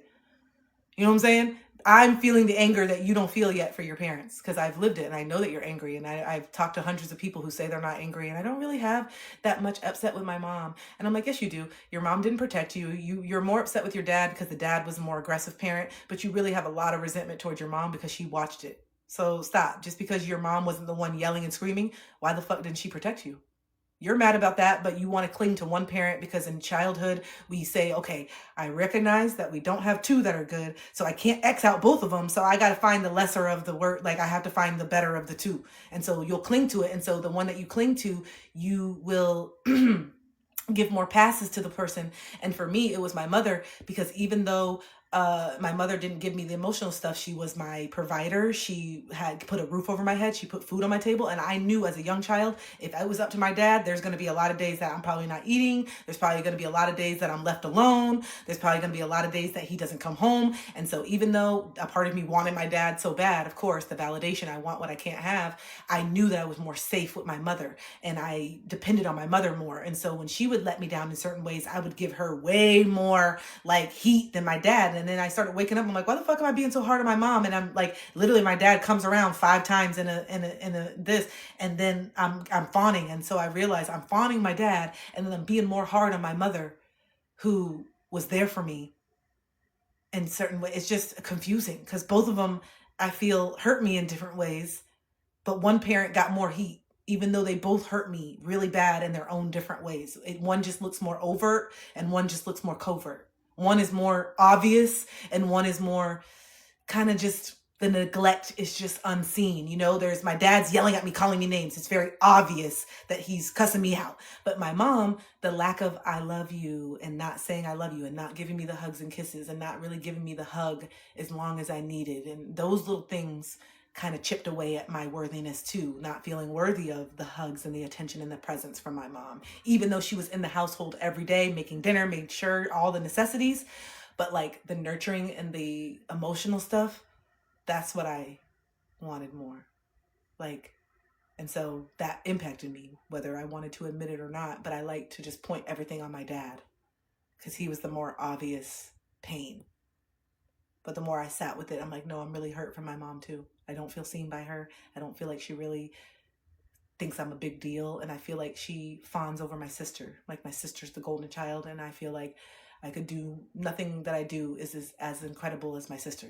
That's what I felt growing up. And so I tried so much to get my mom's attention and even she would always talk about other students. She was a teacher and she would always talk about other students. Wow, my student today just wrote this incredible poem. It was so crazy. And I'm like, Mom, I wrote this the other day. Remember I wrote a whole book like last week and I was trying to show you and you just like kind of looked over it. And now I hear how you're hyping up your students and how they wrote so good. Can you read mine stuff? Like, it makes me jealous. Like, why don't you see how I'm doing it? Why don't you see my work? And so it felt like she always did that. And I was just like, is she doing this shit on purpose? Does she not see the shit? I feel like everything that she's hyping this other person up, I'm doing it. Like, is she doing this? Is she purposely not seeing me? What the fuck? Every time she hypes up somebody, it's literally something that I did. I did it like last week. And I was trying to play it for you. And now you're talking about how good they play the clarinet. But I was literally trying to play you the clarinet and you had no time for it. And now I have to hear how you listen to your student play the clarinet and they're so good at it. And so I created so much resentment for my mom over the years. I'm just like, why don't you think I'm a big deal? Why don't you think what the fuck? Like, why can't I do anything enough? And now my mom shouts me out every chance that she can get because I told her and we grew up and I told her I wrote a poem, but I don't know what she heard. Yeah. Oh, you got to send me all the stuff. And now when I told her and she starts to see it and she starts to wake up and see me now, every chance, you are just so talented. You are brilliant. You know how good it feels? Like, yes, I know it. And I know that like, I need to feel it for myself, but it hits different when my mom calls me brilliant. It's something. I don't know. And I don't know. And I know it. I know that I'm smart. It's not like think I'm stupid until my mom says it. I know now at this point, but she specifically uses the word brilliant all the time. She just said it to me this morning. She did. She just said it to me this morning or yesterday or something. And I read her a poem that I wrote. I actually read my mom a poem that I wrote yesterday and I wrote it to her and she said, you are brilliant. Gosh, you just have so many different things that you are just so talented in, Kristen. And it was just like, I don't know. It just hit. I'm like, my mom, I don't know. It's just so different. I don't know, because my friends and everybody tells me, but when my mom says it, it's just something. And that's why it was so beautiful that I got to see show my dad that I was writing this book before he died, because I was writing it when he was in the hospital. And so he was kind of in and out, but there were certain days where he was really coherent. And I'm like, Dad, look, please. Like, look, I want you to see, look at this book I'm writing, and it's about uncomfortable truths, and it's about all the stuff. And look, Dad, all the things that you used to tell me about, I get it now. And it was just like the little girl was fine, like in that moment, just wanted to show my dad everything, because I just hadn't had so much time with him, and I knew that the time was limited. And so instead of spending time talking about how he wasn't there for me, I used the time to be like, Dad, look what I've been working on. Okay, I know it's been a while since we haven't seen each other, but look, this is what I've been doing. And I felt like I was a little girl in that hospital. And I know the nurses were just like, this is so cute. Because I was just like, look at the book, Dad. And he had his oxygen mask on. And I was like, look. And I was reading it to him. And he was like, I could see it in his eyes. And then when he started to be able to talk again at certain points, he was like, wow, I just didn't know. And I'm like, I know. This is what I've been trying to show you this whole time. But you never let me talk. And he was just like, you're just so smart. And he told me that. And he was just like, you are brilliant. You've always. And then he said something. He's like, you've always been so smart. You've always been so brilliant. And I was just like, why didn't you ever, why are you telling me that now? He's like, I've always seen it in you. And I was like, well, why do you want me to see it? And I think it's just because, he didn't want me. He wanted me to always see him as this person, this all knowing. And it really mattered to him the way that I saw him. And that's why even in times at the end when he'd be telling me the same philosophical stories and the same things like he'd been telling me my whole life, I would just be like, wow, yeah, I get it. Yes. And it was nice. So I was like, okay, I know he's told me this a million times. This is not a new story. I can tell something's going on. And I was just like, in that moment, I chose kindness. In that moment, I chose to just let my dad feel that and be like, I love learning from you, Dad. And that's why I would say the stuff to him. I would say the little things that I knew that he needed to hear. I love learning from you, Dad. You're always so smart. And some people would say, oh, why are you kissing his ass? And I'm not. It's the truth. And I know that he does it because he wants to be validated that he is smart, because he grew up in an era where because he was a black man, he was automatically labeled as stupid, unintelligent, and that really hurt him. Because my dad is so fucking intelligent. My dad is so intelligent. You think I'm smart? Oh, I think I'm really smart too. I'm not going to compare us. But my dad is intelligent, especially because of the time frame that he had this knowledge. He was far above. A lot of the stuff that you guys hear from me is stuff that he told me 30 years ago. My dad was in it. And at his age and being a boomer, he was ahead of the game. And he's an artist, so it makes sense. Artists are always out there. My dad was out there talking about astral traveling and projection. I learned about astrology from my dad, not from the girlies. I didn't learn about astrology from the girlies when I got older. I learned about astrology from my dad, literally having my birth chart when I was born. In the hospital, my dad was like, all right, here we go. We got the time. We got the birthplace. We got the time of the day. That was my dad. And as a black man in that time, that's weird. You know, that's not common. A black man in the 60s, 70s talking about astrology. That's weird for that time frame. So my dad was ahead of the game. Whose dad has a birth chart? I'm sitting here saying, oh man, I wish I had a dad that put up paintings and helped me move. And yes, I still wanted that. But whose dad had their birth chart in the hospital when they were born? Who was waiting? Okay, doc, what time? Had their birth chart. Okay, here's my daughter. She's a Sagittarius and her moon is in Leo and her rising is in Virgo. And so this means that my dad would always call me out of the blue and say, what's going on, kid? And I'd be like, what? What's going on? What? And he's like, your Mercury is in this. And I'm like, this is so weird. And now I see all the girls and all these astrologers. My dad would be like, yeah, Mercury is in this. And you have a rising sign in this. So what's going on? I'd be like, oh my God, I would just start crying. How'd you know I'm going through like the worst shit? And so it's like, I look back at those moments and I wish it was more traditional or what I saw on TV. But no, my dad loved me in the ways that he loved me, and he told me things that I needed to hear, and those things are helping me right now, you know. And he knew his daughter is her somebody from the big, yep. And so he put it, he said, hey, I may not be able to give you all this and the Google Gaga and here's this and do these, but I'm gonna tell you about life from a young age. And there was so much stuff that I was like, damn, this shit is going over my head. Why can't my dad ever just be chill? Why does he always have to lesson everything? Every time is a lesson. No. He was preparing me for this shit. Look what the fuck I'm going through in this life. Look what I'm going through. I'm so grateful that he did not sugarcoat shit. I'm so grateful that he told me the reality, even though I'm like, why does it have to be so heavy? No, it is heavy. It is heavy. And he already knew you're a light, your own. You're always going to find the beauty and the optimism of life. That's the Sagittarius that you are. I know who my daughter is. I know that you're the internal optimist, but I also have to show you the other side of this shit, because that internal optimist is going to get you in trouble sometimes. You need to be real as well.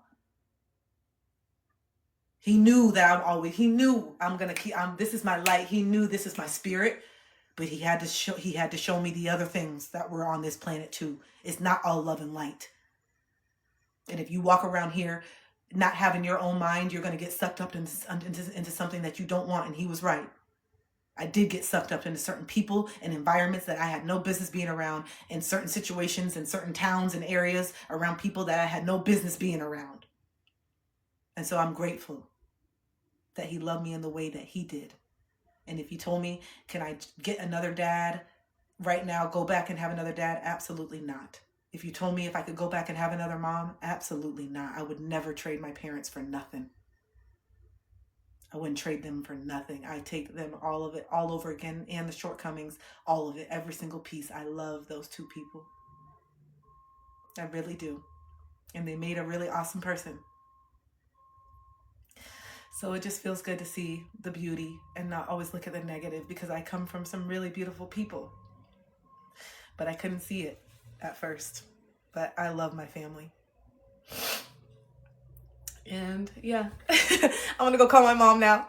All right, y'all. I have to go. I love you. And yeah, it just feels good to just be at peace with myself and let go of my ego and my pride to be right and my pride to always have the last word. It feels good not needing the last word. It actually feels good sometimes when my mom is on her thing and she's going through her stuff for me to just be like, this is not the battle today. And there's going to be a time where I wish that I could argue with my mom over the stupidest shit driving in the car. And so today, and so today I'm going to choose to just smile and say, that's my mom. You know, I'm going to choose to just smile and say, that's who she is. She's a little anxious baby. And she's just being anxious right now. And this is who she's always been. But I know her heart and I know her intentions. And I love her. That's the place that I'm in. And it feels so good to have those tools to not let every single thing get me triggered all the time. Taking everything personal. It just feels liberating. And it feels good to love people even when, and it's so funny because when I love people and I don't say anything, like my mom, we kind of got into like a little annoyance when I was driving her. I drove her somewhere the other day on Saturday and I was driving back and she's like, oh, you're going too fast. My mom's definitely that. I want you to drive, but I want to be in control of how you drive. I want you to drive me. I don't want to drive, but I want to tell you every move and I want to tell you what lane to get in before you get into it. And so it's so frustrating because you always demand that I drive, but then you always tell me what the fuck to do and it makes me more anxious. Damn. And so she was doing it. And this is something that we've been in my whole life. And I can admit there's sometimes I'll be driving crazy and it would be annoying. Like if she wouldn't have done that, the time where I did kind of get close to the bumper and I'm glad that she was like, because I was not paying attention and that pisses you off even more because they were right and you just don't want them to be right. Shut up. Okay. Anyway. And so we were doing that on the way home and it was that moment where I was feeling it. I was feeling like the annoyance. Here we go again. Her telling me, it's something about her always telling me what I'm doing. It's just something that annoys me. I don't know what it is. Like I never can do anything right or something. It's a trigger. I realize it. And so then I just took the breath and I was like, okay, let me just drive 10 miles under the speed limit. We gonna get there in an hour instead of 30 minutes, bitch. Okay, so don't talk to me about why you're late, bitch. Okay, and I'm not calling my mom bitch. I'm just talking like that. But like, okay, all right, so I'm gonna drive 10 miles under, so you just stop. I'm gonna give you what you want. And so then I did it. I was being so extreme. I was driving like 15 under. People were swerving around us and I was in the right lane, 10 and 2, bitch. Don't talk, turn the radio down. Let's be back in, no.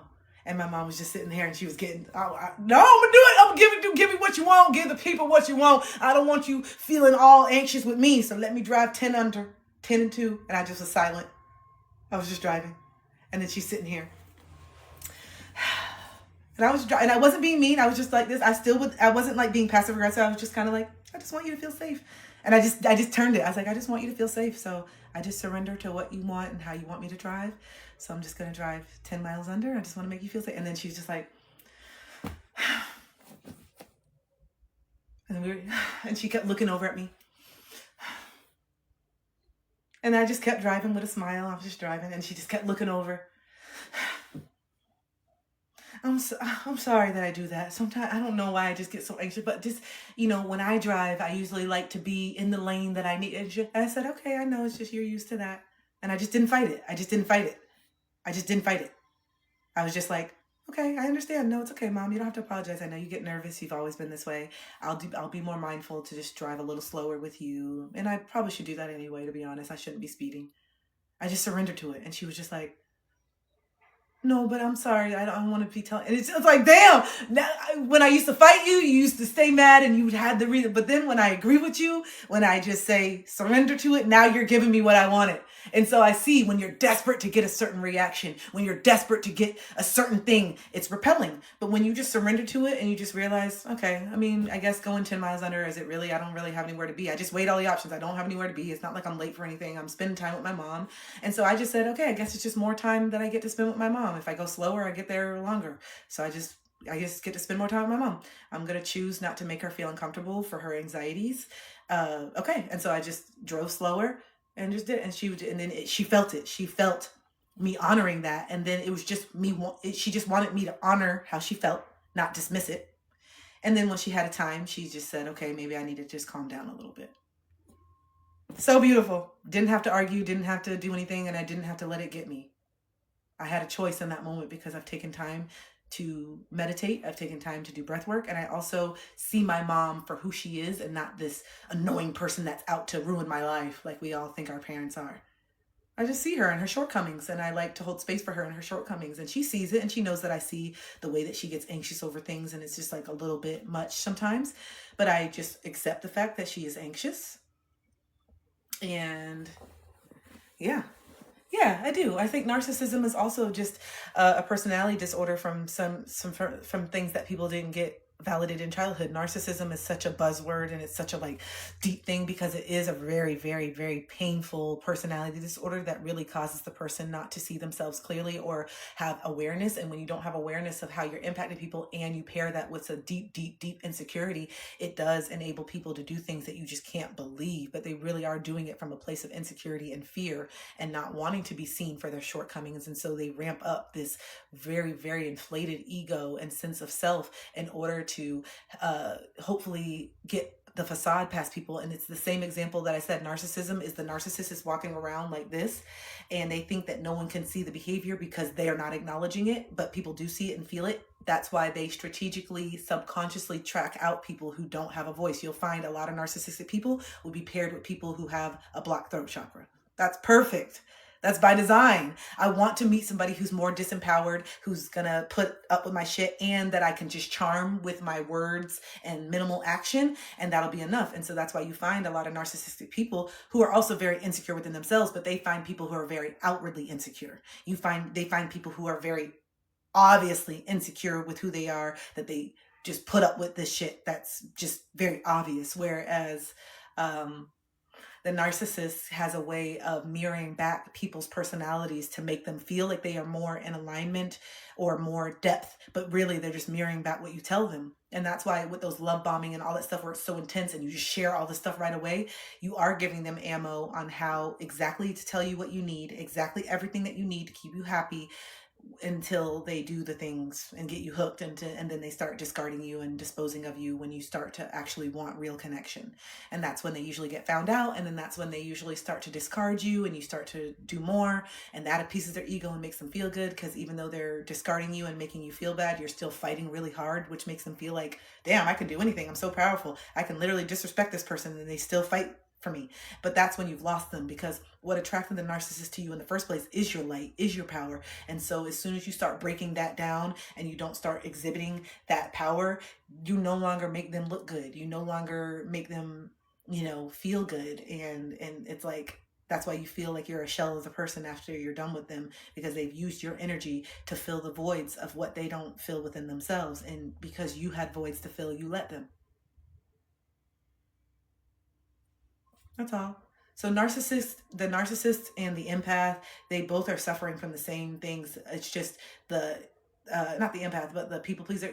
We develop ways to be accepted. Some people just take it. Some people try to jump through hoops for it. Some people intimidate people for it. Some people, we all have a way that our brain tries to get what we need. Some people just get used to manipulating people and they're just very aware of it and they're okay with it. They're just like, this is what you do because this is what they saw growing up. So you just, there's things to you that you think you couldn't even fathom that is very normal to somebody else. It's normal just to manipulate and lie to people. What do you mean? If you tell the truth, then you're not going to get what you want. There's some people that would talk to you just like that. Of course you're supposed to lie and manipulate people. If you don't lie and manipulate, people won't deal with you the way you want them to, and you won't be able to get what you want. There's some people that would tell you that, matter of fact, just like that. Yeah, of course you have to lie to people. Matter of fact. Yeah. Yeah. So it all depends on how you've been raised and your mental fortitude. I've realized that not everyone has the same mental grit to stay in their light. Some people really do surrender and find pride in the darkness. And those people you have to really have discernment with, because you're going to keep projecting that they think like you. You're going to keep projecting that they have the same morals and values that you do, and you're going to be disappointed every time, because they don't. They're not you. They've had different circumstances, and not everyone deals with things the same way you do.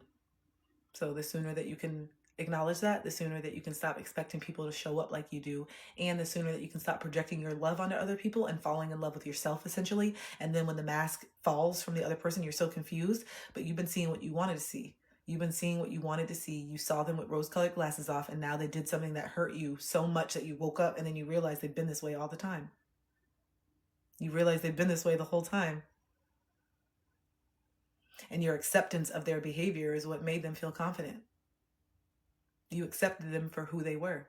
You accepted them for where they were at, even if it was hurting you. And that's what makes you feel so resentful, is because now they're not accepting you for where you're at and what you need and what you want. And so the abandonment that you feel within yourself feels amplified when someone else abandoned you while you're abandoning yourself. It doesn't feel as amplified when you are staying true in yourself and you're staying grounded in who you are, and then someone chooses to walk away. That is just like, okay, fine. You choose to walk away. You don't like who I am. Cool.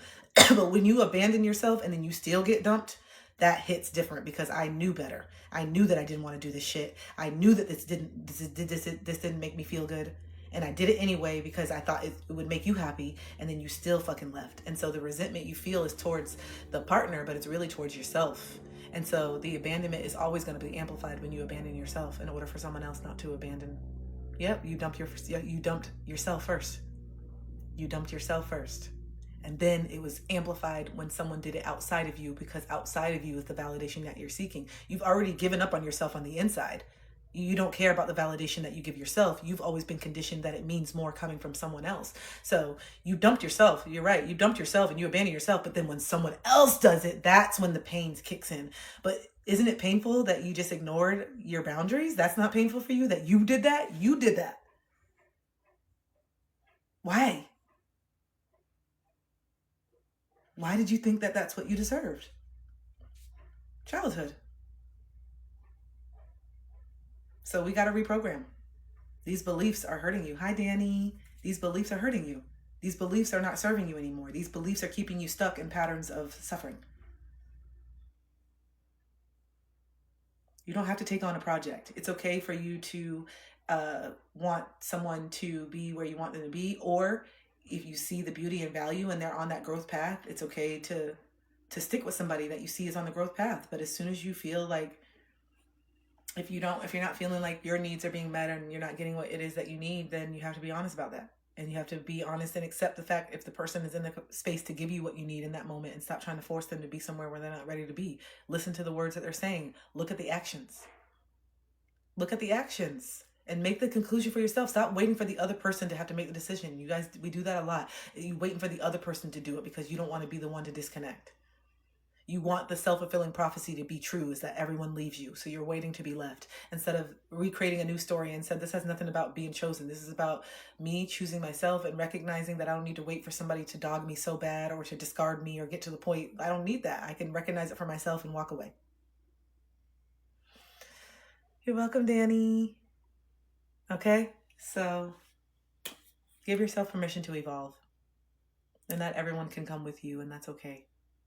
You will find people who are in alignment with you. You have to be brave enough to let go. Okay? All right, you guys, this is my time. Oh, I'm actually over my time today. Okay, I will see you guys tomorrow, same time.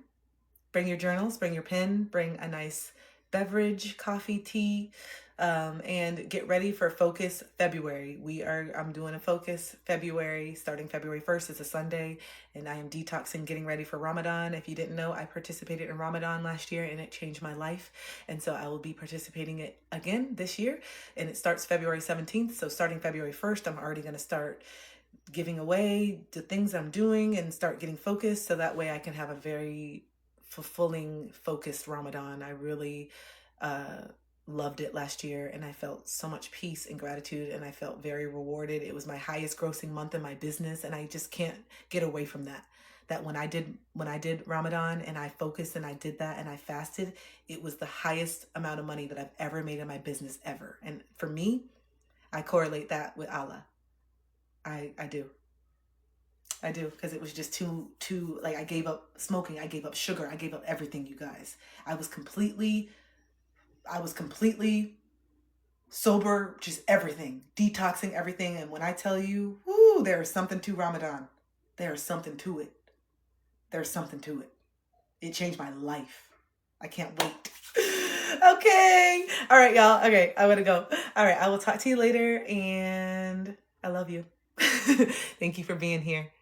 Danny surgery, I'll be on Wednesday. Okay, Mia, send me the voice note of the dream. The grief after you notice the self-abandonment is rough but necessary. Absolutely, Court. All right, y'all. I love y'all. I will talk to ya tomorrow. Okay. Bye, y'all. I love you. Good to see you. Be here tomorrow, 6:30 a.m. Put your notifications on and check out my new video. I think all my content's being suppressed on TikTok right now. So if you could go to my page and just see if you can see it. I don't know the last 2 posts, and yeah. So please make sure you're following my YouTube, because I feel I already know that my days are numbered. So please check it out, because it's definitely heavily being suppressed right now. So all right. I love y'all. I will talk to you later. Bye.